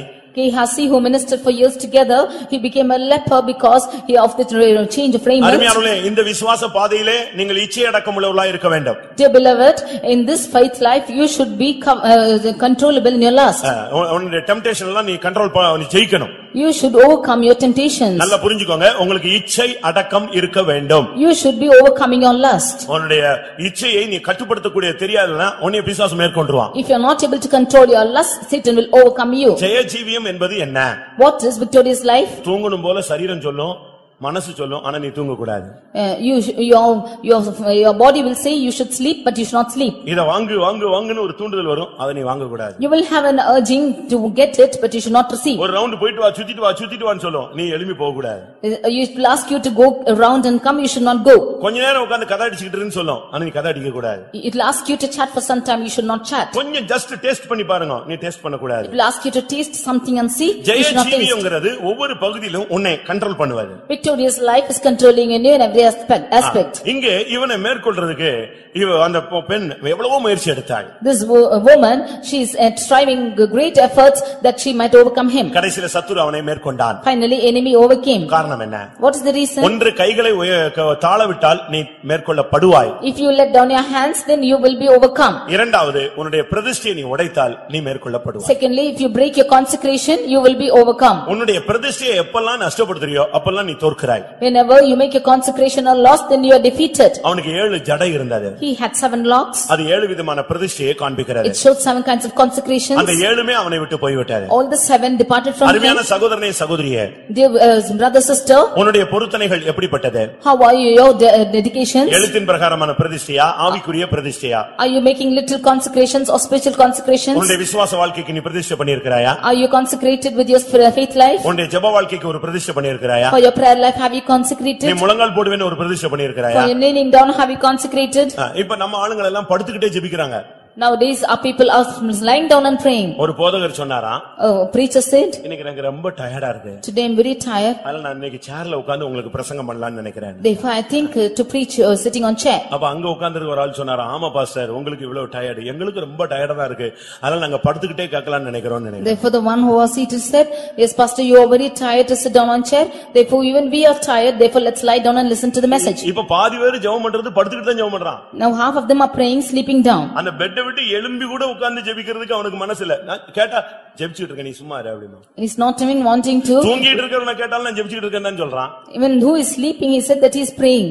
இப்படி ஜெபம் பண்ணா எப்படி ஜெயிக்க முடியும்? If you are going to pray like this, how can you overcome? காலையிலே நான் ஆயத்தமாகி உம்முடைய சன்னிதானத்திலே வந்து நான் காத்திருப்பேன். Early in the morning I will get ready and be in your presence. காலையிலே ஆயத்தமாகி உம்முடைய சன்னிதானத்திலே வந்து காத்திருப்பேன். காலையிலே எழும்பி முகம் கழுவி ரெடி பண்ணி ஃப்ரெஷா வந்து தேவ சமூகத்தில் நீ காத்திருக்கணும்.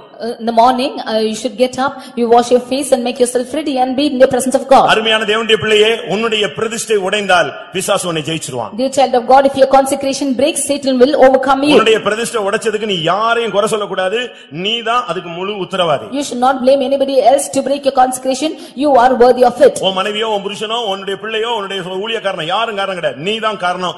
உன்னுடைய பிரதிஷ்டை உன்னுடைய ஆத்துமாவுக்கு உரியது. No husband or wife or servant of God is worthy of that, is to be blamed because of the consecration. You are responsible. பாவம் செய்கிற ஆத்துமா சாகும். The soul that is sinning will die. அவனவன் ஆத்துமாவுக்கு அவனவன் தான் உத்தரவாதி. For every soul he is responsible. நீ எப்ப தோற்றங்கறதை யோசிச்சு பாரு உட்கார்ந்து. Just you count and see as to when you have defeated. எப்ப நீ தாழ்ந்து போனேன்னு யோசிச்சு பாரு. See when you have been humbled. எப்ப உனக்கு ப்ராப்ளம் வந்ததுன்னு யோசிச்சு பாரு. See when you have got this problem. எங்கேயோ நீ தேவனுக்கு துரோகம் பண்ணிருப்ப. You have gone astray to God எங்கேயோ நீ பிரதிஷ்டையை உடைச்சிருப்ப. Somewhere you have broken your consecration. அந்த பிரதிஷ்டை உடைஞ்சதனால தான் இன்னைக்கு சத்துரு உன் மேல துணிஞ்சு கை போடுறான். Because that consecration is broken, enemy is putting his hands willing on you. இல்லாட்ட சிம்சன் முன்னால எவனா நிக்க முடியுமா? How could anybody stand against Samson? அவன் அந்த பட்டணத்துல நிக்கறானா அந்த பட்டணத்தை விட்டு எல்லாரும் வெளிய போய் நின்னுக்குவான். When he is standing in that city, everybody will go out of the city. அவன் கதவு கிட்ட வரானா கதவை பூட்டுவானே தவிர கதவுக்கு அங்கிட்டு போய் நின்னுக்குவான் என்ன நடக்குதுன்னு பாக்குறதுக்கு. If he is coming by the door, then he will only lock it, they will stand beyond the door. அவன் சிங்கம் போல வருவான். He will come as a lion. வந்து அந்த கதவு கிட்ட நிப்பான். He will stand at the door.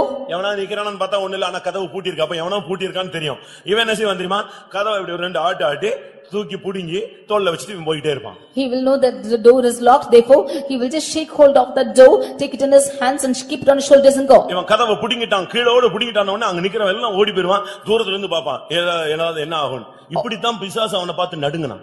Even Satan used to tremble at him that he has removed the doors and the people will go behind him and look gaze at him. உனக்கு உன்னை பார்த்து பிசாசு நடுங்குனான். இன்னைக்கு ஏன் நடுங்கல? நீ அவனை பார்த்து நடுங்கிறது காரணம் உன்னுடைய பிரதிஷ்டை நஷ்டப்பட்டிருக்கிறது. Satan was trembling when he saw you, but now you are fearing him. The reason is you have lost your consecration. நான் நீ மேற்கொள்வாய்ன்னு உன்னை என்கரேஜ் பண்ணி உன்னை பூஸ்ட் பண்ணி எங்கேயோ போய் தள்ளி விட விருப்பப்படல. என்னுடைய தூது உன்னுடைய பிரச்சனையிலே நீ ஏன் விழுகிறாய் என்பதை உனக்கு சொல்லிக் கொடுக்க வேண்டும். I do not want to boost you up saying that you will overcome and land you into some problems, but you should understand why you are not prevailing. நீ ஜெயிச்சிருவே உன்னை பூஸ்ட் பண்ணி எங்கேயோ விட்டுட்டு கடைசில நீ அங்க போய் நிலைகொள்ளாம எங்கேயோ விழுந்துற கூடாது. ஏன் தோற்கிறோம்ங்கறதையும் நீ சத்தியத்தை அறிஞ்சிருக்கணும். Not to say that you will be victorious and boost you up and land you into some problems, but you should understand the reason why you are not prevailing. ஒன்று உன் கைகளை உயர்த்தி பார். One thing, you lift up your hands. நீங்க அத practice பண்ணி பாருங்க. Just practice this.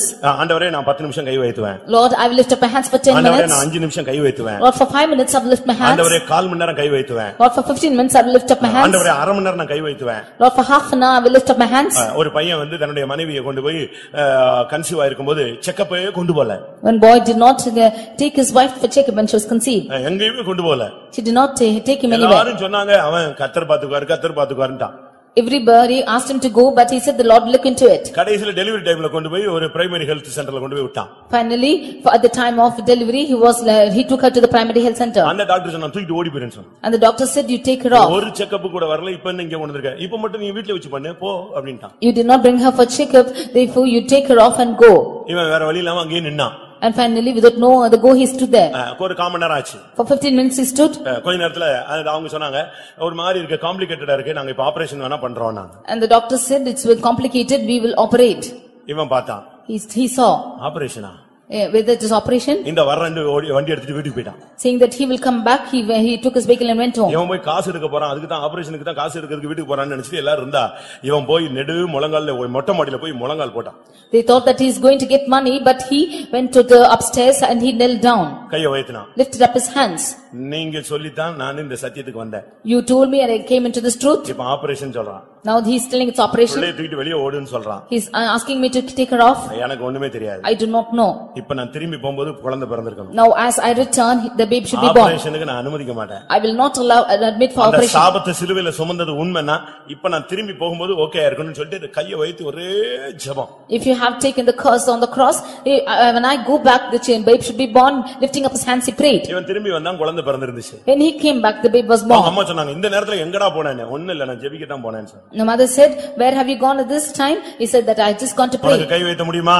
Can you raise your hands? Guy வைத்தினா Jayam. If you raise your hands, then you are victorious. கண்ணீர் விடுறதை விட கை வைத்து. More than to shed your tears, you lift your hands. மனுஷன்ட கால்ல போய் விழுறதுக்கு கர்த்தருடைய கால்ல விழுந்து கை வைத்து. More than to fall at men's feet, you fall in the hand of நீ feet of சரியா God. கை வைத்துட்டு நில்லு கர்த்தர் வின் பண்ண வைப்பார். You lift your hands and stand, the Lord will make you win. ஒரு பையனுக்கு வேலையே கிடைக்கல. One boy did not get a job.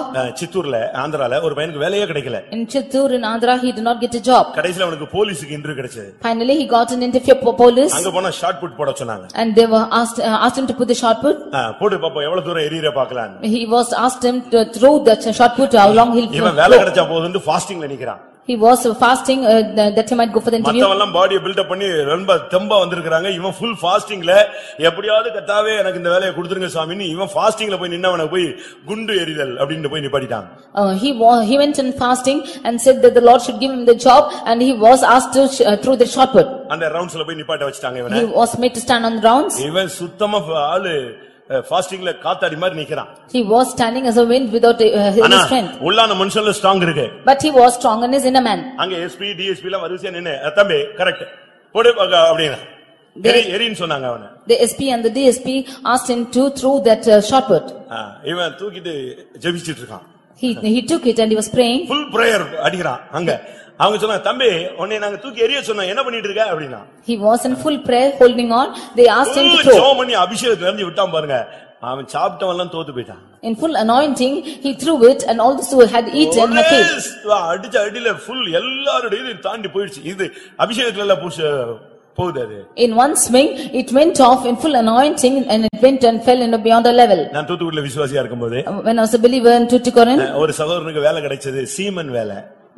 One brother was got that work in Seaman. Seeman சொன்னா இந்த போட்ல கடல கப்பல் அங்க இருக்கும்.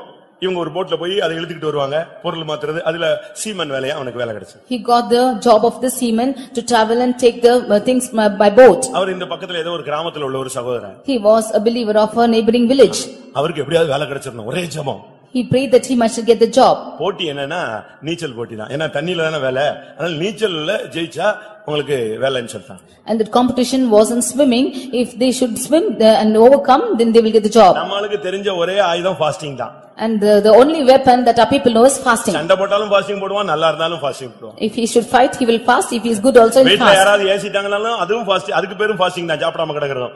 இல்ல பிரச்சனைனாலும் போடுறதும் அதுக்கு பேரும் ஃபாஸ்டிங் தான். If anybody fights or if there's any problem, if there is any confusion, then immediately they'll fast. இவர் போய் அங்க ஃபாஸ்டிங்ல பரிசியா நீச்சல்ல நிக்கிறார். In fasting he stood for swimming. ஆண்டவரே எப்படியாவது ஃபர்ஸ்ட் வந்துறணும்னு சொல்லி. Lord, somehow I should come first. அவரை பார்க்க கூட சொல்லலாம் பேட்டி கூட எடுக்கலாம். And if we could see him we can also ask this commentary. 1 2 3 now அவர் சொல்றார் நான் விழுந்ததுதான் தெரியும் எங்க வந்துட்டேன். விழுந்ததுதான் தெரியும் அபிஷேகத்துல சும்மா டம டம டம டமன்னு அடிச்சு எங்க வந்துட்டான் ஃபர்ஸ்ட் வந்து அடிச்சிட்டாங்க. He said I knew that I had fallen in anointing I came and I got first. கர்த்தரை நம்பினா நீ தோற்று போக மாட்டாய். And if you have believed on God you will never fail. கை உயர்த்தணும் உன்னுடைய பிரதிஷ்டையை நீ பாதுகாத்துக்கணும். Today you should lift your hands and preserve your consecration. கர்த்தருடைய பரிசுத்த நாமத்துக்கு மகிமை உண்டாவதாக. Glory be to the holy name of the Lord. நீ தோற்றனா பிரதிஷ்டை எல்லாம் கணக்கு போட்டு பாரு. If you fail then you just count your consecration. எந்த பிரதிஷ்டையில நம்ம டவுன் ஆயிட்டோம்? In which consecration I have gone down? ஜெபத்தை விட்டுட்டோமா? Have I left the prayer? பரிசுத்தத்தை விட்டுட்டோமா? Have I left my holiness? விசுவாசத்தை விட்டுட்டோமா? Have I left the faith? ஃபாஸ்டிங்கை விட்டுட்டோமா? Have I left fasting? துதியை விட்டுட்டோமா? Have I left praising? முழங்கால விட்டுட்டோமா? Have I left kneeling? அதிகாலையில எழும்பறதை விட்டுட்டோமா? Have I left raising up morning? நீ கணக்கு போட்டு பாரு ஏதாவது ஒரு பாயிண்ட்ல வந்து அப்படி நிக்கும். You just count and see one account will stand. அதை நீ கரெக்ட் பண்ணு அடுத்து நீ வின் பண்ணுவ. You correct that and you will win.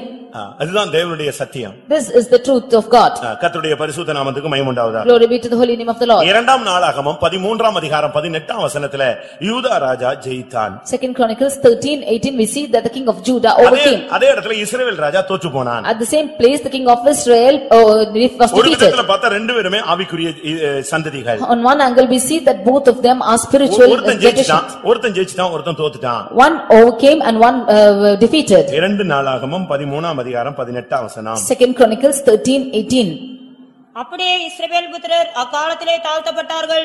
யூதா புத்திரரோ தங்கள் பிதாக்களின் தேவனாகிய கர்த்தரை சார்ந்து கொண்டதினால் மேற்கொண்டார்கள். இங்கே அவங்க ஜெயிச்சதுக்கு காரணம் சொல்லப்பட்டிருக்கிறது. The reason for them to overcome in this place is told. இஸ்ரவேல் தோத்துட்டான் யூதா ஜெயிச்சிட்டான். Children of Israel were defeated, Judah prevailed.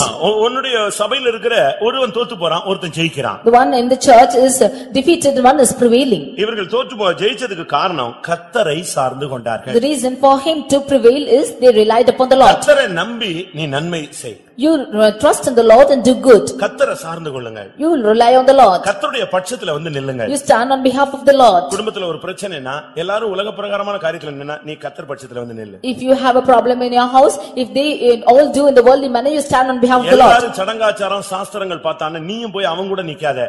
நீ கர்த்தர் பக்கத்துல வந்து நில்லு. If you have any rituals in your house, do not go and stand on their side, stand on the side of the Lord. அவனுக்கு ஏத்த மாதிரி உலக வழிபாடுல சிக்க கூடாது. Do not be caught in the rudiments of the world like him. நீ கர்த்தரை சார்ந்தா நீ ஜெயிப்ப. கர்த்தரை விட்டானா நீ தோற்று போவாய். If you rely on the Lord, you will prevail. If you leave the Lord, you will fail. இன்னைக்கு அநேகர் கர்த்தரை சார்ந்து கொள்ளாதனால தோற்று போகிறார்கள். Today many of them without relying on the Lord, they fail. கோலியாத்தை சந்திக்கும் பொழுது தாவீது சொன்னது நீ உன்னுடைய மாம்ச பலத்துல வந்து நிக்கிற, நான் ஆராதிக்கிற தேவனுடைய நம்பி நான் வந்து நிக்கிறேன்னு சொன்னான். When meeting Goliath, David said, you are standing in your fleshly strength, but I stand in the name of the Lord. நீ மாம்ச பலத்துல வந்து நிக்கிறாய், You are standing in your fleshly strength, நான் ஜீவனுள்ள தேவன் பேர்ல நம்பிக்கை வச்சு வந்து நிக்கிறேன். but I trust in the name of the Lord and stand here. நானோ நீ நிந்தித்த இஸ்ரவேலுடைய ராணுவங்களின் தேவனாகிய சேனைகளுடைய கர்த்தருடைய நாமத்தில் உன்னிடத்தில் வருகிறேன் சொன்னான். I am standing in the name of the Lord of hosts whom you have defied. கர்த்தரை நம்பி நீ நிக்கணும். You should trust in the Lord and stand. எந்த யுத்தத்திலும் நீ கர்த்தரை நம்பி நின்னா ஒருபோதும் உன்னை வெட்கப்பட விடவே மாட்டார். Whichever battle you stand trusting in the name of the Lord, then he will never leave you to fail. ஆண்டவரை நம்பினவன் தோற்று போனதே கிடையாது. He who has trusted in the Lord was never failing. ஒருத்தன் ஜெயிச்சிட்டான்னா நீங்க பாருங்க, அவன் ஆண்டவர் பக்கத்துல ஏதோ ஒரு காரியத்தை செஞ்சிருப்பான். When anyone is overcoming, you see he should have done anything on the side of the உன்னால Lord. அந்த இடத்துல முடியலன்னா நீ கர்த்தரை சார்ந்து நின்னா கர்த்தர் வந்து அந்த வல்லமையை மேற்கொள்வார். If you cannot do the battle, then if you stand on the side of the Lord, then he will fight the battle for you. ஏசாயா 42 பார்க்கும் பொழுது Isaiah chapter 42 13 அவர் வந்து உனக்காக அந்த சத்துருவை மேற்கொள்வார். verse 13 we see that he will come and destroy your enemy. கர்த்தர் பராக்கிரமசாலியை புறப்பட்டு யுத்த வீரனை போல வைராக்கியம் உண்டு முழங்கி கர்ஜித்து தம்முடைய சத்துருக்களை அவர் மேற்கொள்வார். The Lord will go forth as a mighty man, he shall stir up jealously like a man of war, and he shall prevail against the enemies. நீ கர்த்தரை சார்ந்து கொண்டு நின்றால் நீ மேற்கொள்ள முடியும். கர்த்தர் உனக்காக அந்த வல்லமையை மேற்கொள்வார். If you trust in the Lord, then he will overcome the battle for you. இன்னைக்கு எத்தனை பேர் கர்த்தரை சார்ந்து கொள்ள விரும்புகிறீர்கள்? How many of you want to trust in the Lord? கர்த்தரை அந்தந்த நேரங்களில் நீங்க சார்ந்து கொள்ளணும். You rely on the Lord at every time. ஆண்டவரை நம்பி நீ நின்னா நீ தோற்று போக கர்த்தர் உனக்கு இடம் கொடுக்கவே மாட்டார். If you should trust in the Lord and live, he will never allow you to fail. இரண்டாம் நாளாகமம் 13:12 அந்த மனுஷன் சொல்றான், இதோ தேவன் எங்கள் சேனாதிபதியாய் எங்களோடு கூட இருக்கிறார். Second Chronicles 13:12 we see that he is saying that the Lord as the captain of the host is with us. அவங்க சொல்றாங்க, தேவன் எங்கள் சேனாதிபதியா இருக்கும் பொழுது நாங்க நிச்சயமா ஜெயிப்போம். If God is our captain, then surely we will prevail. தேவ சமூகம் இல்லாம நீ வெளிய போகாத. Without the presence of God, do not go outside. தேவனுடைய வழிநடத்தல் இல்லாம எந்த தொழிலும் செய்யாத. Without the leading of the Lord, do not do any business. தேவனுடைய சமூகம் இல்லாம நீங்க எங்கேயும் போகாத வேண்டாம். Without the presence of the Lord, do not go anywhere. ஆண்டவரை சார்ந்து கொண்டு நீங்கள் எதையும் செய்யுங்கள். Means relying on the Lord, do everything. நீ எப்படி இவ்வளவு பெரிய காரியத்துல தலையிட்ட? கர்த்தரை நம்பி செஞ்சிருக்கிற. How did you trust in the Lord and do this, and the Lord has done like this? எப்படி நீ கோலியாத்தை எதிர்கொள்ள முடியும்? நான் சேனைகளின் தேவனுடைய நாமத்துல நான் வந்திருக்கிறேன். How can you overcome Goliath? I have come in the name of the Lord of hosts. அருமையானவர்களே, இன்றைக்கு நீங்கள் உங்களுடைய தேவனை நீங்கள் சார்ந்து கொண்டால் நீங்கள் சத்துருவை மேற்கொள்வீர்கள். சத்துரு நிச்சயமாய் தாழ்த்தப்பட்டு போவான். Dear beloved, if you rely on the Lord your God, then you will definitely prevail against your enemies, and the enemies will be put down. அடுத்து ரோமர்கள் நிருபம் 6ஆம் அதிகாரத்தை நாம் பார்க்கும் பொழுது Next in Romans chapter 6 14ஆம் வசனத்திலே verse 14, பாவம் உங்களை மேற்கொள்ளாது. sin shall not prevail against you. இன்னைக்கு நம்ம எவ்வளவுதான் பிரசங்கம் பண்ணாலும் எவ்வளவுதான் ராபோஜனம் எடுத்தாலும் எவ்வளவுதான் ஆவியில நிரம்பினாலும் மறுபடி பாவம் அறிக்கைன்னு சொன்னா பழைய list வாசிச்சறோம். Even now how much ever we are confessing or we are sanctifying ourselves, taking part in communion, we have a list of sins. மறுபடியும் அடுத்த ட்ரிப்புக்கு அந்த பாவ அறிக்கை அதே ஸ்டேட்மென்ட் தான். Next confession we have the same statement. 6 மாசத்துக்கு ஒரு தடவை ராபோஜனம் வச்சாலும் அதே அறிக்கை தான், 1 மாசத்துக்கு ஒரு தடவை வச்சாலும் கூட அதே அறிக்கை தான். If you have this confession for 6 months once or once in 1 month, you have the same confession. காரணம் இந்த பாவம் அவனை மேற்கொண்டு விடுகிறது. The reason is sin is having dominion over him. அருமையானவர்களே, உங்களில் யாருக்காவது ரகசியமான பாவத்தினுடைய போராட்டம் இருக்கிறதா? Dear beloved, have you any struggle with your secret sins? எண்ணங்களை உங்களால் ஜெயிக்க முடியவில்லையா? Are you not able to overcome your thoughts? பாவம் உங்களை மேற்கொள்கிறதா? Is sin overcoming you? ரோமர் 6:14 வாசியுங்கள். Romans 6:14. கிருபை நீங்கள் நியாயப்பிரமாணத்திற்கு கீழ்ப்பட்டிராமல் கிருபைக்கு கீழ்ப்பட்டிருக்கிறபடியால் பாவம் உங்களை மேற்கொள்ள மாட்டாது. கிருபைக்கு நீங்கள் கீழ்ப்பட்டிருக்கிறபடியால் பாவம் உங்களை மேற்கொள்ள மாட்டாது. Because ye are subjected to grace, sin shall not have dominion over you. எவ்வளவோ பாவத்துல சிக்கினவன் எல்லாம் கர்த்தர் எவ்வளவு அருமையா விடுதலை ஆக்கிறார். We can see how many of them who were caught in the clutches of sin were being delivered. Chain smokers எல்லாம் விடுதலை ஆகிருக்காங்க. Ones who were chain smokers have been delivered. Drug addicts எல்லாம் பாத்தீங்கன்னா அவங்க எல்லாம் விடுதலை ஆகிருக்காங்க. All the drug addicts have been delivered. பயங்கர கொலைகாரர்கள் துன்மார்க்கர்கள் எல்லாம் கர்த்தர் சந்திச்சிருக்கார். All those who were murderers and wicked, the Lord met them. எவ்வளவோ மோசமான நிலவரத்துல தேவனை விட்டு எவ்வளவோ தூரம் போனவங்க எல்லாம் கர்த்தர் சந்திச்சிருக்கார். People who were in a worse state and gone far from the Lord has met them. எப்படி அவங்க ஜெயிச்சாங்க? How did they overcome? கிருபையை சார்ந்து கொண்டார்கள். They trusted in that grace. அவர்கள் பிரமாணத்துக்கு கீழ்ப்பட்டிராமல் கிருபைக்கு கீழ்ப்பட்டிருக்கிறபடியால் பாவம் உங்களை மேற்கொள்ள மாட்டாது. Because they are not under law but under grace, sin shall not have dominion over you. கிருபைக்கு நீங்க எவ்வளவு இடம் கொடுக்கறீங்க? How much you give room for grace?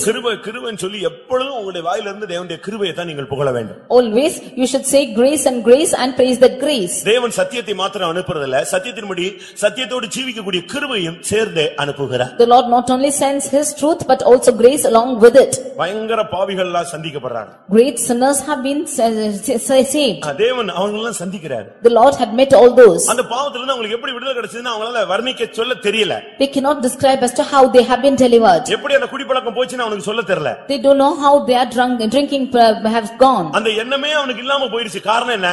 The thought itself is gone. What's the reason? அவனுக்குள்ள நடந்த ஒரு சம்பவம் என்னன்னா அவன் கிருபைக்கு கீழ்ப்பட்டிருக்கிறான். The incident which took place in him is he is subjected to grace. கிருபைக்கு கீழ்ப்பட்டிருக்கிறபடியால் பாவம் உன்னை மேற்கொள்ளாது. Because you are subjected to grace, sin shall not have dominion over you. நீ கிருபைக்கு நீ உன்னை ஒப்பு கொடுத்து பாரு. You yield yourself to grace. ஒவ்வொரு நாளும் நீ எப்படி ஜெயிச்சேன்னா கிருபை. Every day how you have overcome is by grace. இவ்வளவு தூரம் நீ எப்படி வந்த கிருபை. You have thus far come by grace. எப்படி சுகம் கிடைச்சது கிருபை. You have got healing by grace. எப்படி இவ்வளவு ஆசீர்வாதம் கிடைச்சது கிருபை. You have got these blessings by grace. கிருபை கிருபை கிருபைன்னு சொல்லிட்டே நீ போயிட்டே இருக்கணும். You should confess by grace and go. அப்படி ஒரு திருப்தி கிருபையில உனக்கு உண்டாக வேண்டும். You will have such a satisfaction in grace. அருமையான தேவனுடைய பிள்ளையே, dear child of God, உன்னுடைய வாழ்க்கையில நீ கிருபைக்கு கீழ்ப்படிந்து பழகிப்பாரு. You in your life you subject yourself to grace. கிருபை ஆவியாக அருளப்படுகிறது. This grace as a spirit is given to you. கிருபையின் ஆவியை நான் ஊற்றுவேன் என்று கர்த்தர் சொல்கிறார். The Lord says that I will pour out my spirit of grace. கிருபைக்கு நீ கட்டுப்படும் பொழுது, கிருபை உன்னை கட்டுப்படுத்தும் பொழுது உனக்கு பாவம் வந்து வேலை செய்யாது. When you subject yourself to this grace and when that grace is controlling you, sin shall not have dominion. அந்த ஆல்கஹால் ஸ்மெல்லே உன்னை துரத்தி விட்டுற வேண்டாம்னு சொல்லுவேன். Even that alcohol smell will chase you off. அந்த ஸ்மோக்கிங் அந்த புகை அந்த ஸ்மோக் உன் முகத்துல பட்டாலே உனக்கு எரிச்சலா இருக்கும். Even when that smoke just comes over your face, you will be annoyed. ஆனா ஒரு காலத்துல நீ அப்படிப்பட்ட ஆள் இல்ல. At once you were not so. நீ ரோட்ல கிடக்கறதெல்லாம் எடுத்து குடிச்ச ஆள். You were the one who was smoking with everything on the road. நீ யார்ட்டையாவது கடன் வாங்கியாவது குடிச்ச ஆளு. You were getting debts and you were drinking. ஆனா கர்த்தர் எப்படி மாத்துனாரு? But see how the Lord has changed. கிருபைக்கு கீழ்ப்படிய ஆரம்பித்த பின். Because you have yielded to grace. இன்னும் ஏதாவது பாவத்துல நீங்க சிக்கி இருக்கீங்களா? Have you been crushed into any sin? தவறான தொடர்புகள்ல சிக்கி இருக்கீங்களா? You have any wrong contacts? இன்னும் கெட்ட பழக்கவழக்கங்கள் ஏதாவது இருக்கா? Have you any wrong practices? இனி அது உன்னை மேற்கொள்ளாமல் இருக்கணும்னா நீ கிருபைக்கு கீழ்ப்படி. That you might not have dominion over you, you subject yourself to grace. நீ கிருபைக்கு கீழ்ப்படிந்தால் பாவம் உன்னை மேற்கொள்ளாது. If you are under grace, sin shall not have dominion over you. அடுத்ததாக Nextly, நீ யூதனா இருந்தா ஒருவனும் உன்னை மேற்கொள்ள முடியாது. if you are a Jew, no one can overcome you. நீ யூதனா இருந்தால் தாழ்ந்து போக மாட்டாய். If you are a Jew, you shall not be coming down. Esther 6ஆம் அதிகாரத்திலே பார்க்கும் பொழுது, Reading in Esther chapter 6, 13ஆம் வசனத்திலே, verse 13. அங்க போய் ஆமான் தன்னுடைய வீட்ல தன்னுடைய பிரச்சனைகளை எல்லாம் சொல்லுகிறான். There Haman is going and telling all his problems in his house. எல்லாம் சொல்லிட்டு கடைசியா சொல்றான், இந்த மொர்தெகாயினால தான் எனக்கு மைண்ட்ல கொஞ்சம் ப்ராப்ளம்னு சொல்றான். And finally he says, because of this Mordecai I have some problem in my mind. அவனுக்கு சொல்லப்பட்ட பதில் என்ன தெரியுமா? What was his reply? அவன் யூதனா இருந்தால் நீ கீழ்ப்படிஞ்சு தான் ஆகணும். If he is a Jew, you have to subdue yourself. அவனை எவனுமே மேற்கொள்ள முடியாது. Nothing can overcome him. வாசியுங்கள். எஸ்தர் 6:13. Esther chapter 6 verse 13. ஆமான் தனக்கு நேரிட்ட எல்லாவற்றையும் தன் மனைவியாகிய சீரேஷுக்கும் தன் சிநேகிதர் எல்லாருக்கும் அறிவித்தபோது அவனுடைய ஆலோசனைக்காரரும் அவன் மனைவியாகிய சீரேஷும் அவனை பார்த்து, மொர்தெகாய்க்கு முன்பாக நீர் தாழ்ந்து போக தொடங்கினீர். அவன் யூத குலமானால் நீர் அவனை மேற்கொள்ளாமல் அவனுக்கு முன்பாக தாழ்ந்து போவது நிச்சயம் என்றார். அவன் யூத குலமானால் நீர் அவனை மேற்கொள்ளாமல் அவனுக்கு முன்பாக தாழ்ந்து போவது நிச்சயம். If he is the seed of the Jews, then thou hast begun to fall and shall not prevail against him. அப்படினா யூதனுக்கு என்ன அவ்வளவு பெரியதா? அப்படி அல்ல. நமக்கு உள்ளத்தில் யூதனானவனே யூதன். If it is Jews, he is a Jew in his heart.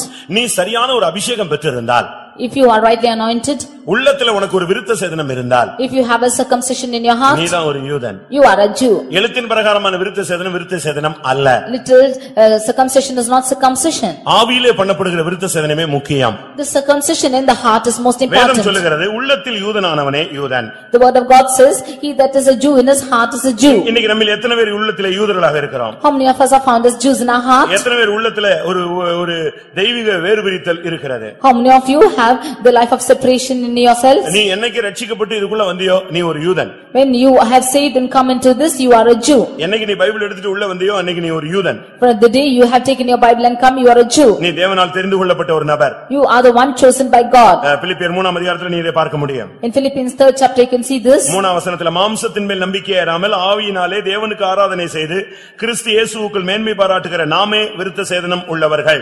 We who have been circumcised in the spirit, we are in Christ, we are the one who are circumcised. தேவனை நம்பி நீ வந்துட்டேனா நீ ஒரு யூதன். If you have trusted in the Lord and come, you are a Jew. நீ போனா அதுக்கு பின்பு ஒருத்தனும் உன்னை பீட் பண்ண முடியாது. If you are going, nobody else can prevail you. நான் அதத்தான் அடிக்கடி சொல்லுவேன். நீ ஒரு இன்டர்வியூக்கு போனேனா உனக்கு தான் வேலை கிடைக்கணும், மத்தவனுக்கு தான் ஏமாற்றம் உண்டாகும். If you are going for an interview, you only should get the job, others should be cheated. நீ ஒரு எக்ஸாம் எழுதுனா நீ தான் ஜெயிக்கணும். If you are writing an exam, you should overcome. அதுதான் யூதனுடைய அபிஷேகம். That is the anointing of a Jew. மற்றவனை காட்டிலும் உன்னை ஞானத்தினால் நிரப்பணும். He will fill you with wisdom above all. மற்றவனை காட்டிலும் உன்னை ஸ்கில்ஃபுல்லா கர்த்தர் மாற்றணும். More than the others, he should make you skillful. மற்றவனை காட்டிலும் அறிவுள்ளவனாய் உன்னை மாற்றணும். He should make you wiser than all the others. Shadrach, Meshach, Abednego, Daniel இந்த 4 பேரை பீட் பண்ண அந்த தேசத்துல எவனுமே கிடையாது. There was nobody in that nation to overcome Shadrach, Meshach, Abednego and Daniel. சாஸ்திரிகள், மெஜிஷியன் எல்லாரும் வந்து நின்னு பார்த்தான். ஒருவனுக்கு அவன் முன்னால நிக்கவே முடியாது. There were wise people and magicians and astrologers, nobody could stand before them. எந்த கல்தேயனும் அவனுக்கு முன்னால நிக்க முடியாது, கிரேக்கனும் நிக்க முடியாது.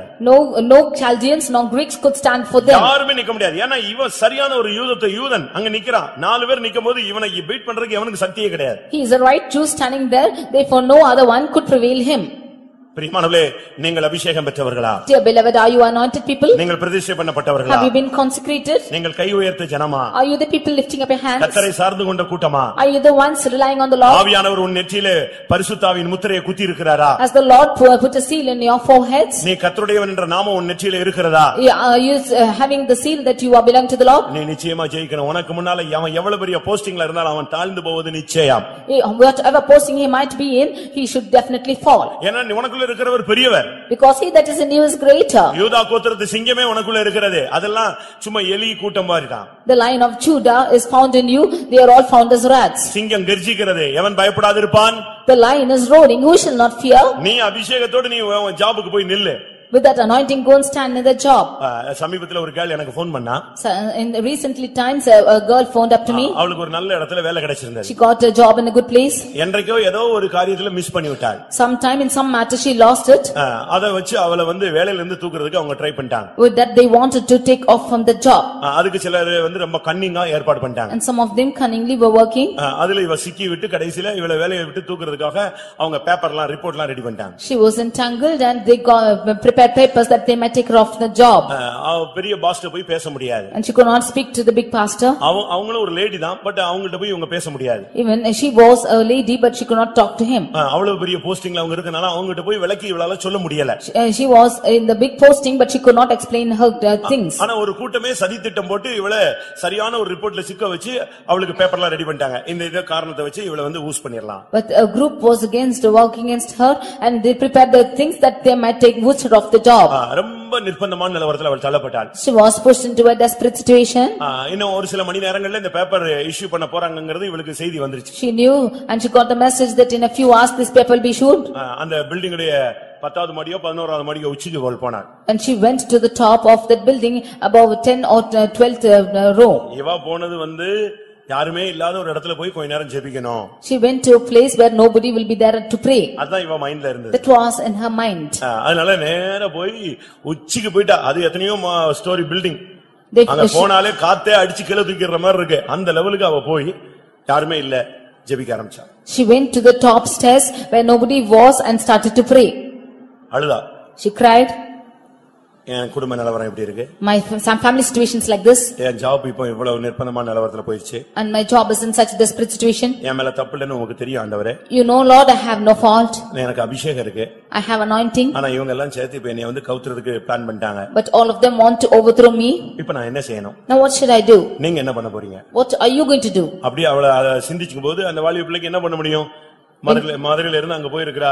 இன்னைக்கு வேலை இல்லைன்னா உடனே வீட்டை காலி பண்ணணும், ரூமை காலி பண்ணணும், வீட்டுக்கு வரணும், பல கேள்வி, அடுத்த கம்பெனில வேலையை தேடணும், ஒரே குழப்பம். அங்க நின்று ஓன்னு உட்கார்ந்து அழுதா. When she thought like this, that she has gone from Madurai, if she has to leave the job, she has to leave, vacate the place and everything, and will be a great question. She thought of this and wept. ஒரு தனிமையான இடத்தை தேடி போய் உட்கார்ந்து அழுதா. She sought for a single place alone and cried. அழுது முடியும் போது திடீர்னு பார்த்தா ஒரு 4-5 பாய்ஸ் அவ கூட வேலை பார்க்கிற அந்த குரூப்ல இருக்கிற பசங்க அவனுங்க எதேச்சியா மேல வந்துட்டாங்க. After she finished crying, 4 or 5 boys who were working with her came on top of her. அவங்க வந்த உடனே ஐயோ பையங்க வந்துட்டாங்களேன்னு வேகமா முகத்தெல்லாம் தொடச்சிட்டு அழுகையெல்லாம் தொடச்சிட்டு அவ போய் அந்த பால்கனில போய் நின்னுட்டா. Immediately she went and stood in the balcony, wiping off her face that they have come. அவனுங்க இத பார்த்துட்டாங்க. They saw her. இவ போய் பால்கனில பார்டர்ல போய் நிக்கிறா, அந்த ஓரத்துல நிக்கிறா. இவங்களுக்கு வேற மாதிரி ஒண்ணு வந்துருச்சு. இவ அழுகுறா, அங்க போய் நிக்கிறா, ஏதோ சம்திங் ராங்னு சொல்லிட்டு 5 பேரும் சர்றன்னு கீழ போயிட்டாங்க. She stood in the edge of the balcony. They had a thought that she's crying like this and going standing in the corner. Immediately went down. ஜெபிச்சா இவங்கள பார்த்து அவ எந்திச்சு நின்னான்னு அவங்களுக்கு தெரியாது. அவங்க ஏதோ இவ பண்ண போறா, பார்டருக்கு போயிட்டா, இப்ப அடுத்த ஸ்டெப் ஏதோ பண்ண போறான்னு கீழ ஓடி போய் அந்த சீஃப கூப்பிட்டு ஏதோ ப்ராப்ளம், அவ உச்சில நிக்கிறா, என்ன பண்ணுவீங்களோ தெரியாதுன்ட்டாங்க. They went down. She stood up thinking that they have come, but they went down and told the boss that she is having some problem. She is standing on top. அடுத்த 2 நிமிஷத்துல பாத்தீங்கன்னா கம்பெனில இருக்கிற top எல்லாம் எங்க வந்தாச்சு, வந்துட்டான், உச்சிக்கு வந்துட்டான். அவ்வளவு பேரும் அந்த லேடி ஈடிலாம் பாஸ் எல்லாம் மேல ஓடி வந்துருச்சு. In the next 2 minutes, all the boss and all the people of the staff of the people came on top. நீ செஞ்ச தப்பு பெரிய தப்பே இல்ல, ஒண்ணுமே கிடையாது, யார் உன்னை வேலையை விட்டு எடுக்க முடியும், நீயே ஏதோ தப்பான முடிவு எடுக்கிற, அப்படி இப்படின்னு சொல்லி இவளை உடனே கீழே கொண்டு போய் உடனே பேப்பர்லாம் மாத்தி அடிச்சு உனக்கு ஒண்ணுமே பிரச்சனை இல்ல. நாங்க இவளுக்கு ஒண்ணுமே புரியல, இவ போனது ஜெபிக்க, சூழ்நிலை மாறினது இப்படி, ஆக மொத்தத்துல வேலை கன்ஃபார்மா ஸ்ட்ராங் ஆயிடுச்சு. They said that you have not done anything wrong. Why are you gone there and you come there and your papers will be rewritten? She came down and her work was confirmed. இப்ப அதே ஜாப்ல நல்ல போஸ்டிங்ல இருக்கறா. And in that same job she is in good posting. அதாவது காரியம் மாறுதலாய் முடிய தேவன் கணக்கிரிசவ. நீ அபிஷேகத்துல இருக்கணும், ஜெபத்துல இருக்கணும். You should be in anointing and in prayer and the Lord will turn everything contrary to you. நீ யூதனானால், if you are a Jew, உனக்கு முன்னால எல்லாரும் தாழ்ந்து போணும். everybody will fall against you. நீ யூதனானால் ஒருவனும் உன்னை மேற்கொள்ள முடியாது. If you are a Jew, nobody can prevail against you. நீ அபிஷேகம் பண்ணப்பட்டவனாக இருந்தால், சரியான ஞானஸ்நானம் எடுத்தவனாக இருந்தால், சரியான பிரதிஷ்டைக்குள்ள இருந்தால், உனக்கு முன்னால எல்லா வல்லமையும் கீழ்ப்படிந்தா போகும். If you are an anointed person, if you have taken the right baptism, if you are a consecrated person, everything shall fall down before you. லூக்கா 10:19ல இயேசு என்ன சொன்னார்? Luke 10:19, what does Jesus say? சத்துருவின் சகல வல்லமைகளை மேற்கொள்ள நான் உங்களுக்கு அதிகாரம் கொடுக்கிறேன். I give you all authority to overcome every evil power. சகல வல்லமைகளை மேற்கொள்ளத்தான் அதிகாரமே தவிர அதுக்கு கீழ்ப்படிந்து நடுங்கி கீழே விழுந்து முழங்கால் போடுறதுக்கு அதுக்கு அதிகாரம் கொடுக்கவில்லை. He is giving all power to overcome every power of the devil, not to kneel down and worship it.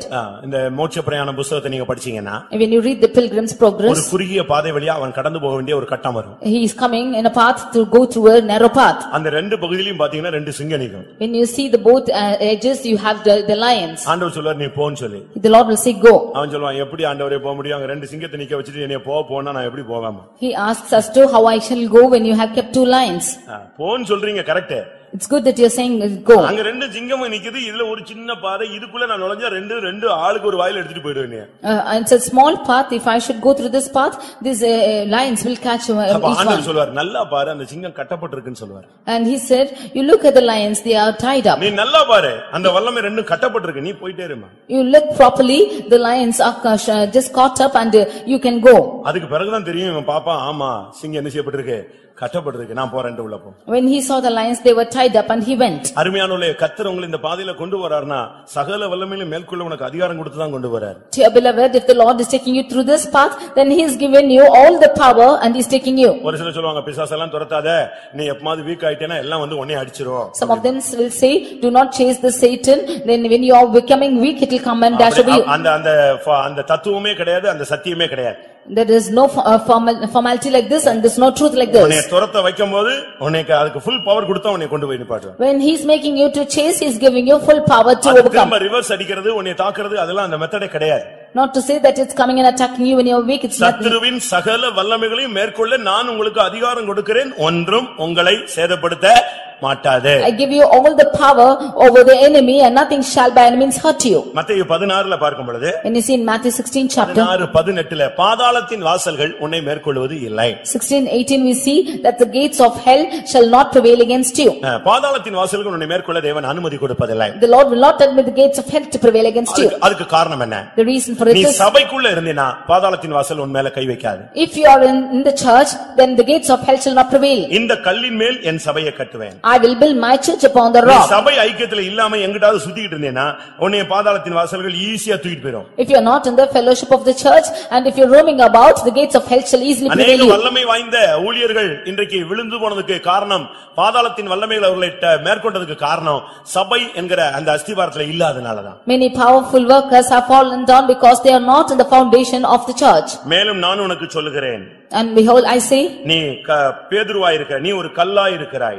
thou art Peter and thou art a rock. Original மொழிபெயர்ப்புல நான் ஒரு பாறை நீ ஒரு கல்லாய் இருக்கிறாய் இந்த பாறையின் மேல் என் சபையை கட்டுவேன் தான் கர்த்தர் சொல்றார். And the Lord says that thou art Peter and upon this rock I will build my church. சபைக்குள்ள இருக்கிற வரைக்கும் பாதாளத்தின் வாசல் உன் மேல கை வைக்க முடியாது. As long as you are in the church the gates of hell shall not prevail against you. சபை அந்த ஐக்கியத்தை விட்டு நீ வெளியே போகும்போது இந்த பாதாளத்தின் வாசல் உன் மேல கை வச்சிரும். When you are going outside the fellowship of the church then the gates of hell shall put his hand on you. கர்த்தருடைய பரிசுத்த நாமத்துக்கு மகிமை உண்டாவதாக. Glory be to the holy name of the Lord. ஆதியாகமத்துல பார்க்கும் பொழுது when you read in Genesis ராகேலுக்கும் லேயாளுக்கும் பயங்கர பிரச்சனை. there is a great confusion between Rachel and Leah. அக்காவுக்கும் தங்கச்சிக்கும் ஒரே போராட்டம் தான். The sisters had got a great confusion. ரெண்டு பேருக்கும் பயங்கர போராட்டம். They were striving with each other. என்ன பண்ணனும் தெரியல. Did not know what to do. கடைசில ராகேல் ஜெயித்தாள். Finally Rachel overcame.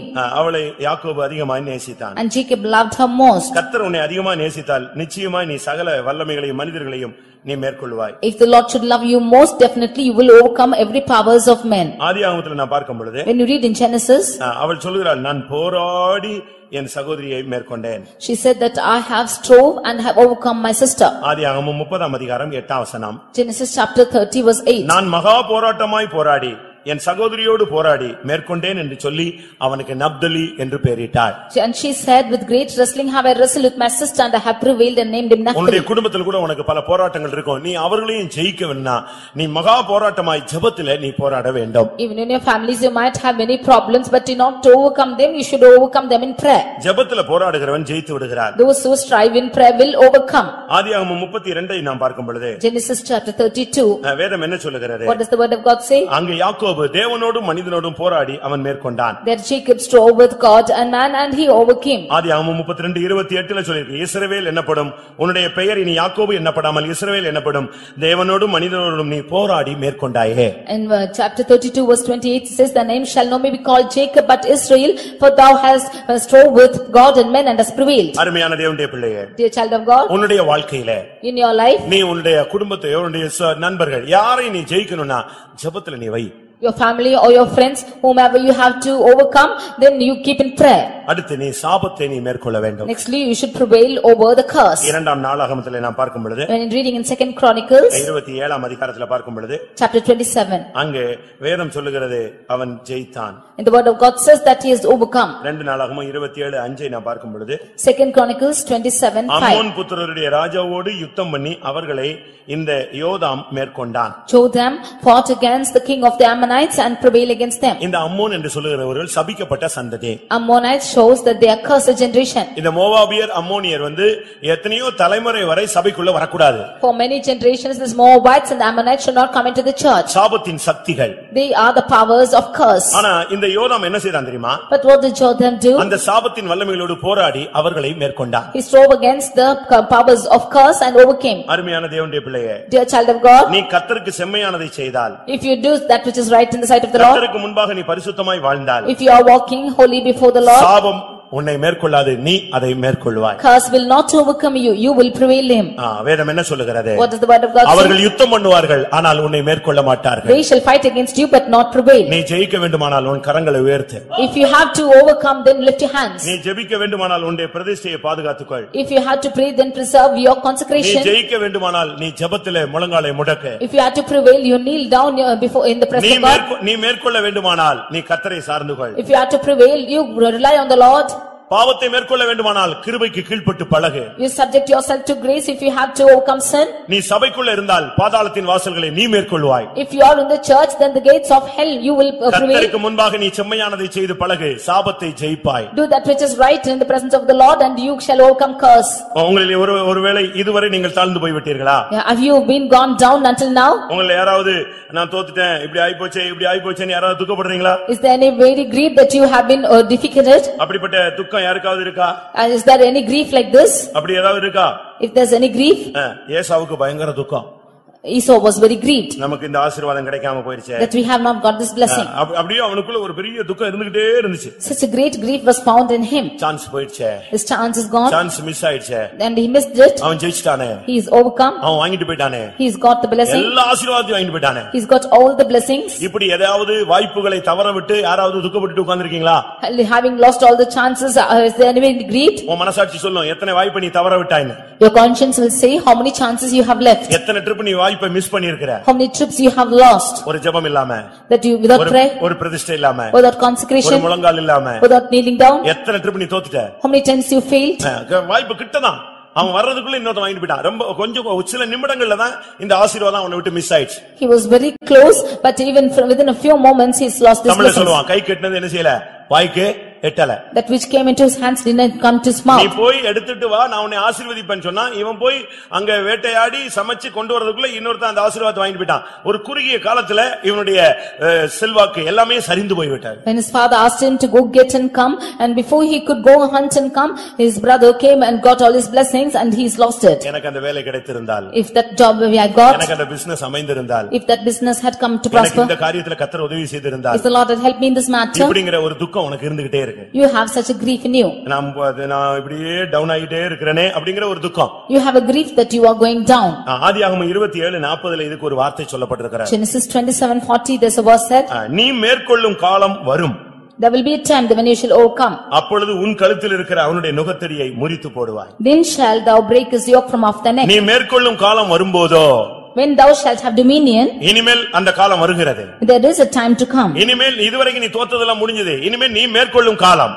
Thus far, all the times of defeat is gone, but you have been அப்பொழுது உன்னுடைய overcome. சத்துருவின் எல்லா வல்லமையும் நீ முறித்து போடுவாய். Then you shall break the yoke of all the enemies. நான் மேற்கொள்ளும் காலம் வந்திருக்கிறது, அதுக்கு தான் கர்த்தர் என்னோடு பேசுகிறார் என்று சொல்லுகிறவர் கண்களை மூடுங்கள். All those who say that the time has come that I should overcome, and therefore the Lord is speaking, close your நான் eyes. மேற்கொள்ளும் காலத்தை கர்த்தர் எனக்கு வைத்திருக்கிறார், அந்த காலம் எனக்கு கொடுக்கப்பட்டு விட்டது, நான் மேற்கொள்ள வேண்டிய ரகசியம் எனக்கு சொல்லிக் கொடுக்கப்பட்டு விட்டது என்று விசுவாசிக்கிறவர்கள் முழங்கால் படியிடுங்கள். All those who believe that the Lord has given me a time that I should overcome, that you just kneel down. உன் குடும்பத்தோடு, உன் பிள்ளைகளோடு, உன்னுடைய வாழ்க்கையோடு, உன்னுடைய வருங்காலத்தோடு போராடின ஒரு சாபத்தின் ஆவியை கர்த்தர் இன்றைக்கு மேற்கொள்ள வைக்க போகிறார். The spirit of curse which was striving with you and your family and your children, the Lord is going to overcome it now. சமீப காலமாக ஒரு பாதாளத்தின் வல்லமை உன்னோடு போராடினது, நீ சபைக்குள்ள இருக்கிறபடினால் என்றைக்கும் அது உன்னை மேற்கொள்ள முடியாது. Recently the powers of hell are striving against you because you are in the church. Those powers were not able to overcome. அநேக போராட்டங்களை சமீப காலமா நீ சந்தித்து வருகிறாய். கர்த்தர் உனக்கு சொல்லுகிற வார்த்தை, சத்துருவின் சகல வல்லமைகளை மேற்கொள்ள நான் உனக்கு அதிகாரம் கொடுக்கிறேன், ஒன்று உன்னை மேற்கொள்ள முடியாது. The powers you are facing in the recent times, the Lord is promising, I have given you all power to overcome the evil, nothing shall overcome you. பல பாவ பழக்க வழக்கங்களிலே சிக்கி விடுதலை இல்லாமல் நீ தவித்தாய், ஓடினாய், ஒளிந்தாய். இன்றைக்கு கர்த்தர் உன்னை கிருபைக்குள்ளே கொண்டு வருகிறார். இனி அந்த பாவம் உன்னை மேற்கொள்ள மாட்டாது. You have been caught in practices of sin. The Lord has brought you under grace, and sin shall no more overcome you. கர்த்தாவே, நான் மேற்கொள்ள வேண்டும், சத்துரு என்னை மேற்கொள்ள கூடாது. Lord, I should prevail, and Satan shall not அவர்கள் உன்னோடு overcome. யுத்தம் பண்ணுவார்கள், அவர்கள் உன்னை மேற்கொள்ள மாட்டார்கள். They shall fight against you, but not prevail. அந்த வார்த்தை உண்மையானால் எனக்கு இந்த வசனங்களின்படி உள்ள ஜெயத்தை நீர் எனக்கு தாரும். If that word is true, you give me the victory in this verse. எல்லாரும் கண்களை மூடி முழங்கால் படியிடுங்க. All of you close your eyes and kneel down. முழங்கால் அப்படினா முழங்கால் முடங்கிரணும். When it is kneeling down, you should kneel down. இன்னைக்கு ஒரு ஜெபம் பண்ணிக்கோங்க. கர்த்தாவே, சாகற வரைக்கும் எனக்கு என்னுடைய முழங்காலை பலப்படுத்தும் ஆண்டவரே. You make a prayer today that Lord strengthen my knees until my death. சாகும்போது கூட நான் முழங்கால்லையே சாகணும் ஆண்டவரே. Even when I should die down in my knees. தள்ளாடுகிற முழங்கால்களை பலப்படுத்துகிற தேவனே, Lord who strengthens the knees. என் ஓட்டம் முழங்காலில் முடிக்க நான் விரும்புகிறேன். I desire my race to finish in my knees. எத்தனை பேருக்கு அப்படி ஆசை? How many of you desire like this? கெல்லிஸ்ல ஒரு ஆராதனை நடந்தது. In Kellis there was a worship. Worship time நடந்தது. There was a worship time. Worship time முடிஞ்சு இப்ப சாட்சி நேரம் வந்தது. After the worship time there was testimony. ஆனா ஒரு ஐயா அப்படி முழங்காலே நின்னுட்டே இருந்தாரு. But the brother was just standing on his knees. வயசானவரே. Old man. ஏன் இப்ப எல்லாரும் உட்கார்ந்துட்டாங்க பிரசங்கம் தொடங்கிருச்சு இவர் ஏன் முழங்கால் நிக்கறாருன்னு ஒரு ஆள் தட்டினாரு. அப்பதான் தெரிஞ்சது அவர் முழங்காலே ஜீவன் போய் விட்டது. When one person thought that he is standing on knees when it is still message. நீதிமான் மரிப்பது போல் நான் மரிப்பேனாக. Shall I die as a righteous man? என் முடிவு அவன் முடிவு போல் இருப்பதாக. Let my end be as his. சொல்லு வாயை திறந்து சொல்லு. என் முடிவு ஒரு ஜெயாலியுடைய முடிவாக இருக்க வேண்டும். Let your end be a victorious end. நான் ஆண்டவரே எந்த வல்லமையும் என்னை மேற்கொண்டு நான் தோத்து போய் சாக கூடாது. சகல வல்லமைகளையும் நான் மேற்கொண்டு தான் என் ஓட்ட முடிய வேண்டும். Lord, as a defeated person I should overcome and end.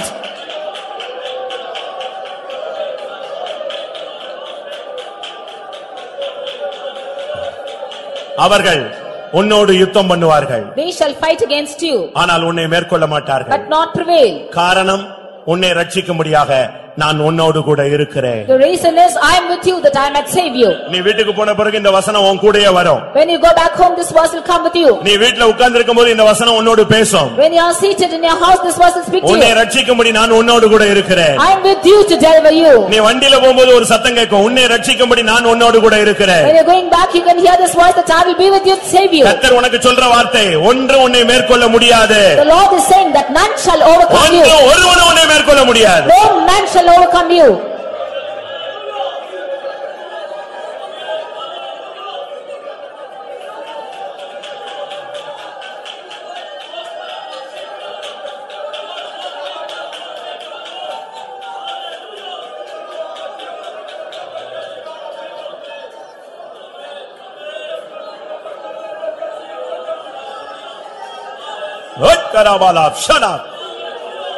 ஆமென்.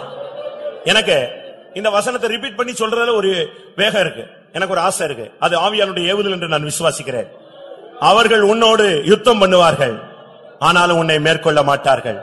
உன்னை ரட்சிக்கும்படி நான் உன்னோடு கூட இருக்கிறேன். இப்படிக்கு சர்வ வல்லமையுள்ள தேவன் எழுதி வைத்துக்கோ. ஹல்லேலூயா. எந்த யுத்தம் வந்தாலும் சரி உன்னை மேற்கொள்ள முடியாது. நீ ஒரு யூதன், நீ ஒரு அபிஷேகம் பண்ணப்பட்டவன், நீ ஒரு தேவனுடைய பிள்ளை, நீ முத்தரிக்கப்பட்டவன், நீ தேவனுக்கு சொந்தமான ஆள்.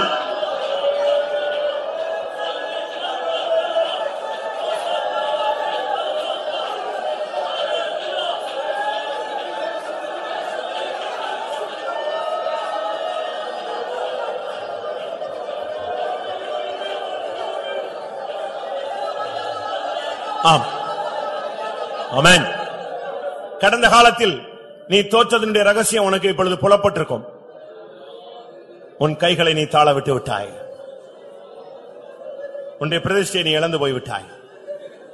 இன்றைக்கு உண்மையாகவே இனிமேல் என் கைகளை உயர்த்துவேன். அப்படிப்பட்ட ஜெப வீரர்களை நான் காண வாஞ்சிக்கிறேன். அப்படிப்பட்டவங்க மட்டும் கைகளை உயர்த்துங்க. இனிமேல் இரவு பகல் அதிகாலை தூங்கும் போது தூக்கத்தில் நான் விழிக்கும் பொழுது ஆண்டவரே என் கைகள் தளராமல் விரிக்கப்பட்டிருக்கும். ஒரு ஆராதனையானாலும் ஒரு ஜெபமானாலும் இனிமேல் என் கைகளை உம்முடைய சன்னிதானத்தில் பிரதிஷ்டை பண்ணுகிறேன். எனக்காக சிலுவையிலே மணிக்கணக்காக கைகளை உயர்த்தி ஆணி அடித்தவரே,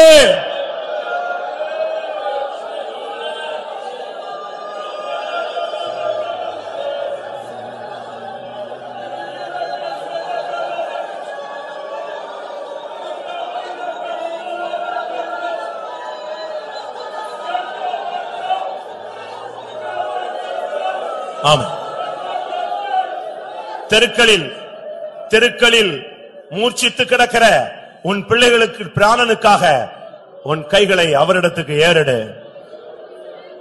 நான் விசுவாசிக்கிறேன் பெரியமானவர்களே, இந்த தூதை அனுப்புனதுக்கு காரணம் உன்னை ஜெயிக்க வைக்க முடியாததான். இனி உன் கையை கர்த்தர் பலப்படுத்த போறார். இனி உன் கை தாழாது. இனி உன் கை உயரும், ஜெயமும் கூடிக்கொண்டே வரும். ஹல்லேலூயா, ஹல்லேலூயா, ஹல்லேலூயா. உன் கையில ஒரு அபிஷேகத்தை கர்த்தர் தரப்போகிறார். உன் வலது கையிலும் இடது கையிலும் ஒரு அபிஷேகத்தை தரப்போகிறார். உன் புஜத்தில் ஒரு அபிஷேகத்தை தரப்போகிறார். மணிக்கணக்காய் கைகளை உயர்த்தக்கூடிய ஒரு அக்கினி வல்லமை உன்மேல் இறங்கட்டும்.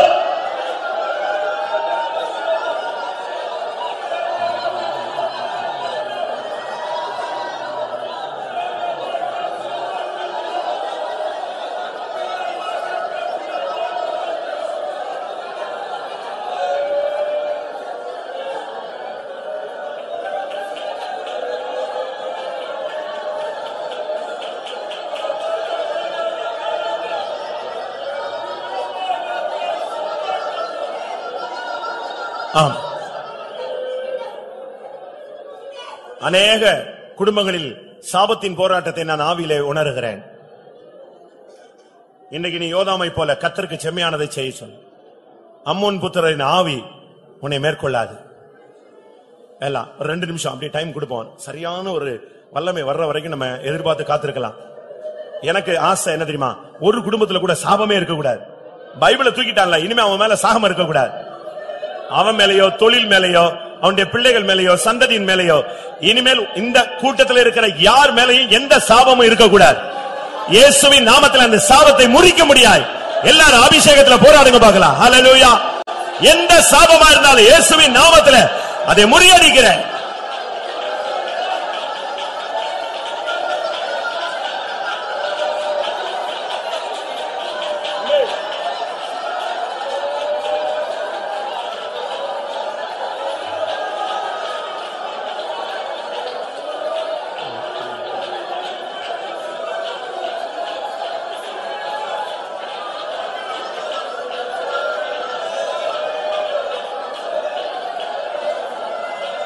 ரிக்கரபலம் திடாவன் ரிக்கரபரபர. ஹல்லேலூயா, ஹல்லேலூயா. ஆம். கூட்டத்தை முடிக்கிறதுக்கு முன்பாக சகலத்தையும் மேற்கொள்ள நான் உனக்கு அதிகாரம் கொடுக்கிறேன் அப்படின்னு சொன்னார் இல்லையா? அந்த அதிகாரங்கிறது வசனத்தின் மூலமா நமக்கு அனுப்பப்படுகிறது. நம் மேல வரும் பொழுது அது வல்லமையாக இறங்குகிறது. ஆமென்.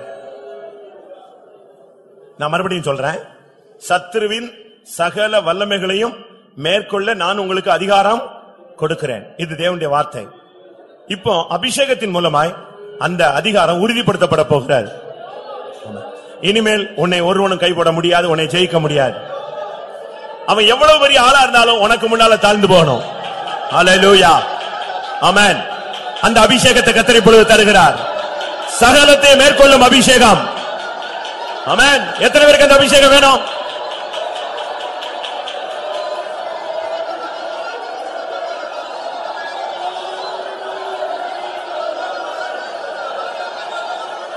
ஆமென். ஆம். யுத்த களத்தில் இருக்கிற யோசுவா யுத்தத்தை கூட கவனிக்கல. அவன் கையெல்லாம் யாரை பார்த்துட்டு இருந்துச்சு தெரியுமா? மோசேயின் கை என்னாச்சு? ஐயோ கீழே போடுறாரே, கீழே போடுறாரேன்னு அவன் துக்கப்படுவான். கை வயத்தின உடனே அடிச்சு எழுத்து போராடுவான். என்ன நடந்துச்சு தெரியுமா?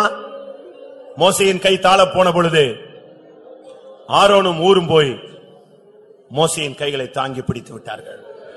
அருமையான தேவனுடைய பிள்ளைகள், அநேகருடைய கை தாழ்ந்து போனபடினால் அநேக குடும்பங்கள் ஆசீர்வாதம் இல்லாமல் போய்விட்டது.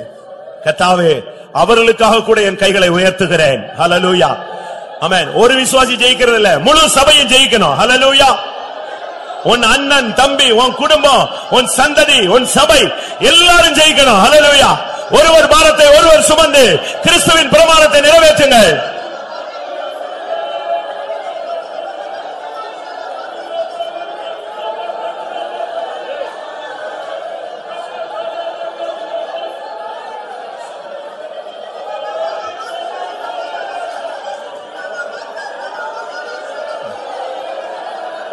ஆமென், ஆமென். ஆம். உன் வாழ்வில் அநேக ஆசீர்வாதங்கள் உன் கை கேட்டி உன்னால் அனுபவிக்க முடியாமல் தடைபட்டு போய்விட்டது. கடைசியில் நீ தாழ்ந்து போனாய், தாழ்ந்து போனாய், தாழ்ந்து போனாய். ஆமென். இன்னைக்கு கர்த்தர் உனக்கு ஒரு வாக்கு கொடுக்கிறார். நீ மேற்கொள்ளும் காலம் வரும் பொழுது, இப்ப 12:20 இப்ப எழுதி வச்சுக்கோ. இனிமேல் நீ மேற்கொள்ளும் காலம். ஹல்லேலூயா. இதுவரை நீ தாழ்ந்து போன காலம் முடிகிறது. ஆமென். இனிமேல் நீ மேற்கொள்ளும் காலம், எல்லா வல்லமையும் நீ ஜெயிக்கக்கூடிய காலம். மாம்சத்தை, ஹல்லேலூயா, பிசாசை, செய்வினையை, சாபத்தை, பாதாளத்தின் வல்லமைகளை நீ ஜெயிக்கக்கூடிய காலம்.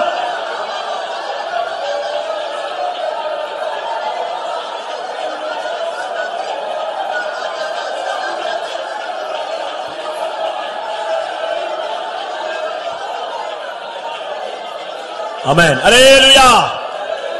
எத்தனை பேர் விசுவாசிக்கிறீர்கள்? ஆமென். இனி நான் மேற்கொள்ளும் காலம். ஆமென். இதுவரைக்கும் எங்க அண்ணன், என் குடும்பம், இதுவரைக்கும் என்னுடைய நண்பர்கள், இதுவரைக்கும் என்னுடைய எதிரி, இதுவரைக்கும் பிசாசு, இதுவரைக்கும் என்னுடைய வேலை ஸ்தலத்துல பலர் என்னை மேற்கொண்ட காலம், இதுவரைக்கும் அவங்க ரவுண்ட்ஸ், இதுவரைக்கும் அவங்க சாய்ஸ். ஆனா இனிமேல் எனக்குரிய சான்ஸ். ஹல்லேலூயா. இனி நான் மேற்கொள்ளும் காலம். ஹல்லேலூயா. எத்தனை பேர் விசுவாசிக்கிறீர்கள்? ஆமென். இனி நீயும் ஜெயிக்கக்கூடிய காலம். விக்கரபகத்துடபலா திதக்கரபகத்துடா விக்கரபகத்துடபகரபகத்துடா. ஆமென். வாயை திறந்து அறிக்கையிடு. இனி நான் மேற்கொள்ளும் காலம். ஹல்லேலூயா.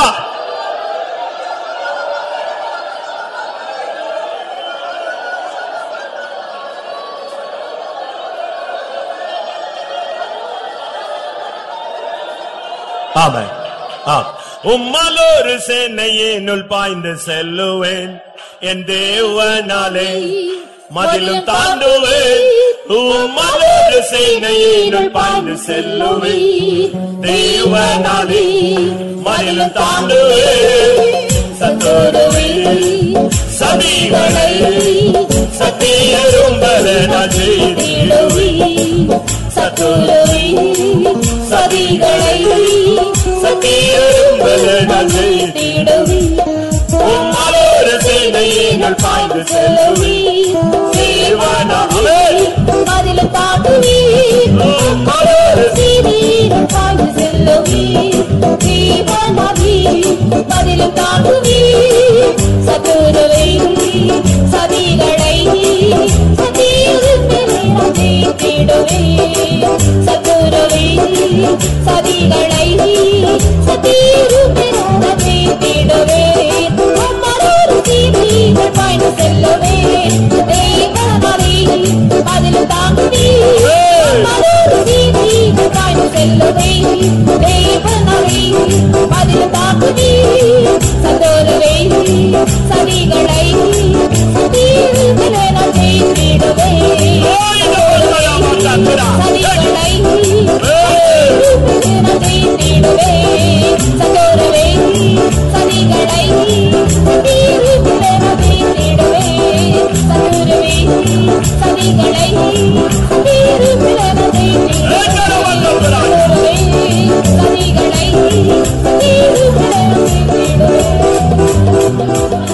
Hallelujah, hallelujah, hallelujah. ஒரு ஆர்டிபிஷியல் வொர்ஷிப் வேண்டாம். சும்மா எமோஷன்ல ஏதாவது நம்ம பண்றது வேண்டாம். அபிஷேகத்துக்குள்ள வாங்க. அதே அபிஷேகத்தை நீ திரும்பி போற இடமெல்லாம் ஜெயம். எல்லாம் விழுந்துரும், பொத்து பொத்துன்னு விழுந்துரும். ஹல்லேலூயா. தாவீது பத்சேபாள் விஷயத்துல தோற்று போனான். அது அவன் இருதயத்தை உடைத்து போட்டது. பிள்ளைகளை கண்ட்ரோல் பண்ண முடியாமல் தோற்று போனான். அநேக இடங்களிலே சிரியாவின் குமாரரை கட்டுப்படுத்த முடியாமல் தடுமாறினான். அதே தாவீது சொல்லுகிறான், உம்மாலே நான் ஒரு மதிலை தாண்டுவேன், உம்மாலே நான் ஒரு சேனைக்குள் பாய்ந்து போவேன். ஹல்லேலூயா. எத்தனை பேருக்கு அப்படி நம்பிக்கை இருக்கிறார்? உம்மால் ஒரு சேனையினுள் பாய்ந்து செல்லுவேன், தேவனாலே நான் ஒரு மதிலை தாண்டுவேன். நீங்க இந்த வொர்ஷிப் முடிகிற நேரத்துல, இந்த ஆராதனை முடிகிற நேரத்துல யுத்த வீரனை போல நிக்கணும். சோர்ந்து போய் உட்கார்ந்து அப்படியே கண்ண திறந்து திருட்டு மொழி முழிச்சு தெய்வீகத்தை இழந்து நீ தோத்து போய் போக கூடாது. வரும்போது நீ தோத்துட்ட, இனி போகும்போது வின். உன் வாயிலிருந்து ஜெயித்தேன்னு தான் போனோம். உம்மால் ஒரு சேனையினுள் பாய்ந்து செல்லுவேன், தேவனாலே நான் மதிலை தாண்டுவேன், சத்துருவின் சதிகளை. ஆமென். எத்தனை பேருக்கு அப்படி ஒரு ஆசை இருக்கு? அந்த நம்பிக்கையோடு தான் நீங்க இப்ப பாடணும். சத்துருவின் சதிகளை சத்தியர் உம்பலனால் நான் ஜெயித்திடுவேன். உம்மலோரு சேனையினுள் பாய்ந்து செல்லுவேன், தேவனாலே மதிலும் தாண்டுவேன். எல்லாரும் பாருங்க, எல்லாரும் ஐக்கிடுங்க. தேவனாலே மதிலும் தாண்டுவேன், சத்துருவின் சதிகளை சத்தியரும் பலனாய் ஜெயித்திடுவேன். ஆமென். சத்துருவின் சதிகளை சத்தியரும் பலனாய் ஜெயித்திடுவேன். ஆமென். உம்மலோரு சேனையினுள் பாய்ந்து செல்லுவேன். ஆமென், ஆமென். தேவனாலே மதிலும் தாண்டுவேன். உம்மலோரு சேனையினுள் பாய்ந்து செல்லுவேன், தேவனாலே மதிலும் தாண்டுவேன். சதிகளை சத்தியரும் பலனாய் ஜெயித்திடுவேன். சத்தியரும் பலனாய் ஜெயித்திடுவேன்.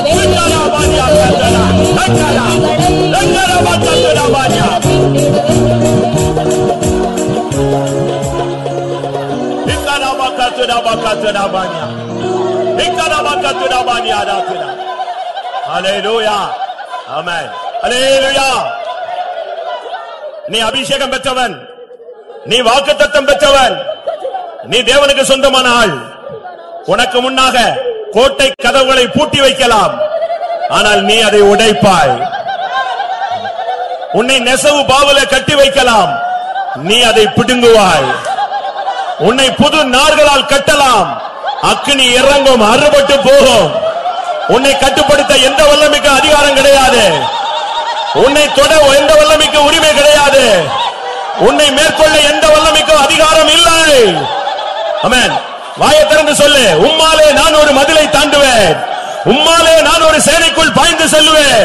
சத்துருவின் சதிகளை சத்தியரே உம்முடைய பலத்தினால் நான் ஜெயிப்பேன். உம்மாலே ஒரு சேனையே நுள் பாய்ந்து செல்லுவேன். சேவனாலே மதில் தாண்டுவேன். ஒரு அபிஷேகம், ஜெயத்தின் அபிஷேகம், மேற்கொள்ளும் சக்தி. சதுரவே சதிகளை சதியில் பலன ஜெயித்திடுவே. சதுரவே சதிகளை சதியில் பலன ஜெயித்திடுவே. மலர் சேனையில் பாய்ந்து செல்லுவே.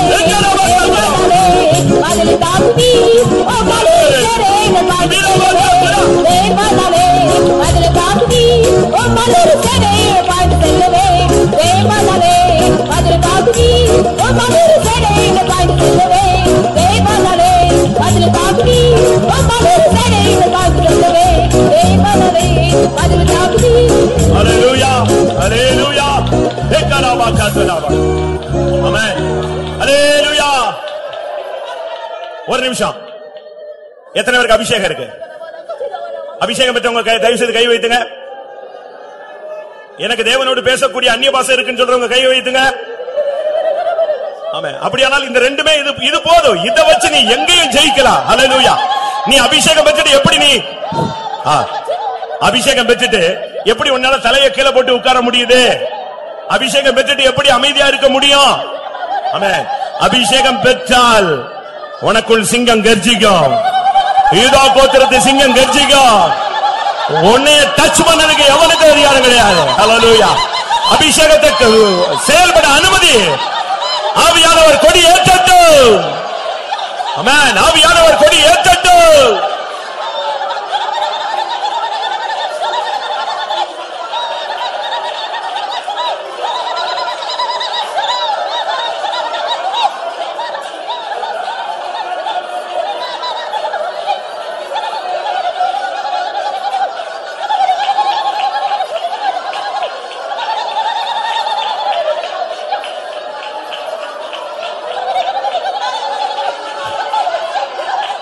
ஆமென். உன்னை ஆமென் ஆமென். தாயின் கருவில் உருவாகும் முன்னே உன்னை தெரிந்தெடுத்தவர், உலக தோற்றத்துக்கு முன்னே உன்னை கிறிஸ்துவுக்குள் தெரிந்து கொண்டவர், ஒரு தந்தையை போல சுமந்த தேவன் உன்னை கைவிடுவாரா? உன்னை விடுவாரா? உனக்காக நிச்சயம் கர்த்தர் பெரிய காரியங்களை செய்ய போகிறார். தைரியமாயிரு. அபிஷேகத்தில் சாத்தானுடைய தலையை நசுக்கு.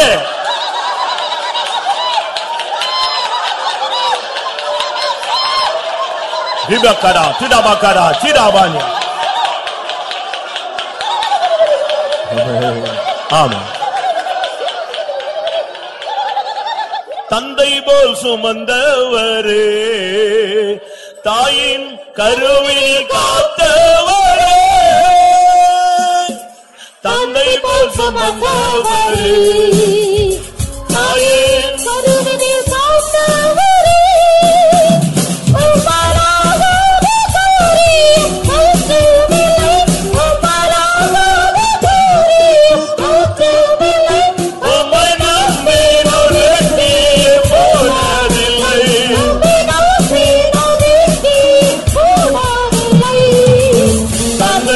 சுமந்தவரே, தாயின் கருவில் காத்த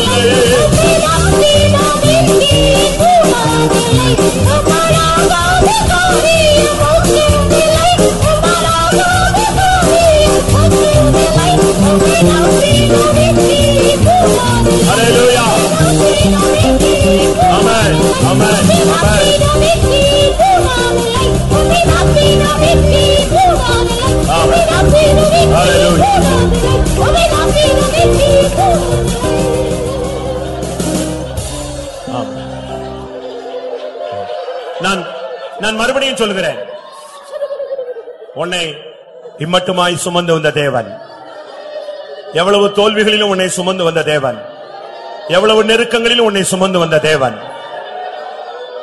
அவரால் ஆகாத காரியம் ஒன்றுமே கிடையாது. நீ சில காரியங்கள் ஆகவில்லை என்று நீ துக்கப்பட்டுக் கொண்டிருக்கிறாய். நீ வாயை திறந்து அறிக்கையிடு. தந்தை போல் சுமந்தவர், தாயின் கருவினில் காத்தவர், உம்மால் ஆகாத காரியம் ஒன்றுமே இல்லை. உம்மை நம்பினோர் வெட்கப்பட்டு போனதே இல்லை. எத்தனை பேருக்கு அப்படி தேவனை குறித்து நன்மையா சொல்ல முடியும்? ஹல்லேலூயா. என்ன கூட்டம் முடிய போது ஒரே இந்த ஒரு ட்ரிப் இந்த கோரஸ் பாடப்படும். அதுக்குள்ள ஒரு கிருபையை பெற்றுக்கொள், மேற்கொள்ளும் சக்தியை பெற்றுக்கொள், எல்லா இடங்களிலும் வெற்றி சிறக்கக்கூடிய சக்தியை பெற்றுக்கொள். உனக்கு கர்த்தர் ஏதோ காரியங்களை வாய்க்கவில்லை நீ சொல்லாத. அவரால் முடியாத காரியம் ஒண்ணுமே கிடையாது. ஒரு விசை தந்தை போல் சுமந்தவரே, தாயின் கருவினில் காத்தவரே, உம்மால் ஆகாத காரியம் ஒன்றுமே இல்லை. உம்மை நம்பினவர் வெட்கப்பட்டு வெக்கிய போனதே இல்லை. தந்தை போல் சுமந்தவரே, தாயின் கருவினில் காத்தவரே, தந்தை போல் சுமந்தவரே, தாயின் கருவினில் காத்தவரே,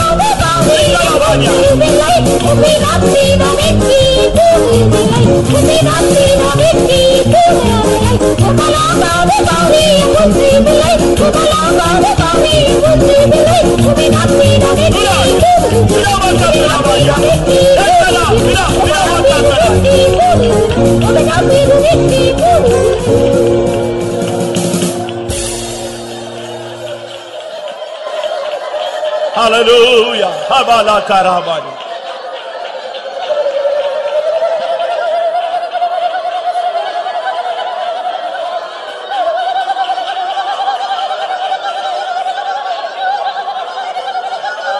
ஆமென். உன்னை கொண்டு வந்ததே உன்னை ஜெயிக்க வைக்கும்படியாக, நீ ஜெயிப்பாய் என்ற வாக்குத்தத்தம் கொடுக்கும்படியாகவே நான் உன்னை கொண்டு வந்தேன். நான் உன்னை ஜெயிக்க வைப்பேன். என் நாமம் அதை செய்யும்.